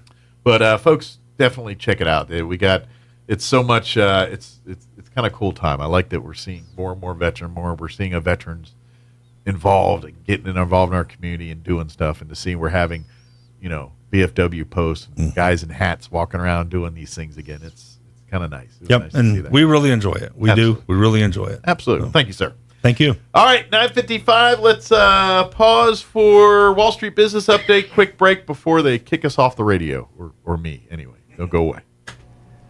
With the Wall Street Business Report, I'm Bob Agnew. The Federal Reserve is expected to signal this week it will likely reduce borrowing costs as soon as September. Jim Bullard is Dean of the Daniels School of Business at Purdue University. For now, it very much looks like a soft landing for the U.S. economy. I think the labor market has normalized. Inflation has come way down, not quite all the way to target. And now it looks like the policy rate can start to come down to a more normal level as well. Fed rate cuts over time typically lower borrowing costs for things like home mortgages, auto loans, and credit cards. McDonald's posted weak sales in the second quarter as increasingly value-conscious consumers paid fewer visits to restaurants. Same-store sales fell globally for the first time since 2020. The Chicago burger giant said profits were down 12% as customer spending weakened. For the Wall Street Business Report, I'm Bob Agnew. Now, your Pecos Valley News Update. I'm Jared Sorello. New Mexico National Guardsmen have been honored for their life-saving efforts in Ruidoso. Staff Sergeant David Perez, Sergeant Carlos Mendoza, and Specialist Roberto Valerius were clearing debris, moving heavy equipment with 3 other guardsmen on June 29th when floodwaters threatened 4 people. Perez and Valerius rescued 4 people, while Mendoza got another guardsman out of danger. New Mexico Governor Michelle Lujan Grisham now says the special legislative session was, quote, not fair, but she won't punish wildfire victims for it. More than a week after a contentious special legislative session, the governor still has not signed the only piece of legislation that lawmakers sent to her desk. As part of a wide-ranging 5-hour-long town hall meeting in Las Cruces Thursday night, the governor talked about House Bill 1, which was the only proposal lawmakers voted to pass on July 18th. You're up to date. I'm Jared Sorello. Hi, this is Melanie from Glenn's Furniture, and I want to tell you about our store-wide sale happening now. All items in every department are on sale. Upgrade your living space with power reclining sofas and love seats or beautiful sectionals with charging ports. Create ambience with amazing table and floor lamps. Get that long-awaited restful night's sleep with the new Serta mattress. Every department is on sale from our existing prices, so come down to Glenn's Furniture on the corner of Union and Alameda, where delivery is free since 1953. Farm and Ranch Candle Company is now open in Roswell. Farm and Ranch Candle Company is the home of the best smells in Roswell. Slow, clean-burning candles with no paraffin, low soot, no nonsense. You can make your own candles at the walk-in candle bar and visit the Mega Station to stock up on Trump tumblers, t-shirts, and more. Plus bridal and baby shower handcrafted gifts, handmade steel furniture, and more. And a portion of sales goes to the Working Ranch Cowboy Association. Farm and Ranch Candle Company, now open at 117 East 2nd in Roswell, where Patriots shop. Here's a Mornings with Mike Winters fun fact. The Goodyear Rubber Company researched and concluded that shoes wear out faster on the right foot than on the left. To fix this, just walk backwards for half the day. Here's Mike Winters. And it is 9:58. Got another minute and a half or so here before they kick me off the radio. If you missed any part of the show, I invite you to check it out at your leisure. Just log on to ksvptv.com. Click on the Mornings with Mike Winters channel, and you'll find all of our interviews there. We started off replaying our interview we had with County Commissioner Dara Dana and County Manager Bill Williams. They joined us Friday on the show to talk about last week's commission meeting and things happening around Chaves County. So we played that in the 7 o'clock hour. In the 8 o'clock hour, we had Denise Trowbridge joining us with Scouting USA, Conquistador Council, talking about their BSA alumni reunion coming in this Saturday in Artesia, and also talking about some of their Explorer programs, and they're expanding there. And, of course, just a few minutes ago, this hour, we had Jason Burke with VFW Post 12184 talking about Dine to Donate tonight out at Texas Roadhouse, and always looking for new folks to come be a part of VFW. So, again, come on out to Texas Roadhouse. Bring your flyer. You can get it online and show that tonight and help out VFW between 3 and 10 p.m. out at Texas Roadhouse. So that's going to do it for us. Thank you so much for allowing us to be a part of your day. Also, don't forget, if you missed any of the livestock shows from the fair last week, ksvptv.com. Click on the Chaves County Fair or Eddy County Fair channels. You'll find all of them there, too. So have an amazing day. We'll talk to you bright and early tomorrow. On air and online, this is Roswell's home for talk radio, KEND Roswell. Breaking news this hour from townhall.com. I'm John Scott. The investigation into the attempted assassination of former President Trump in Pennsylvania early this month continues. FBI Director Christopher Wray says an internet search by the shooter, Thomas Matthew Crooks, involved more than the Kennedy assassination. Our investigation has revealed he also made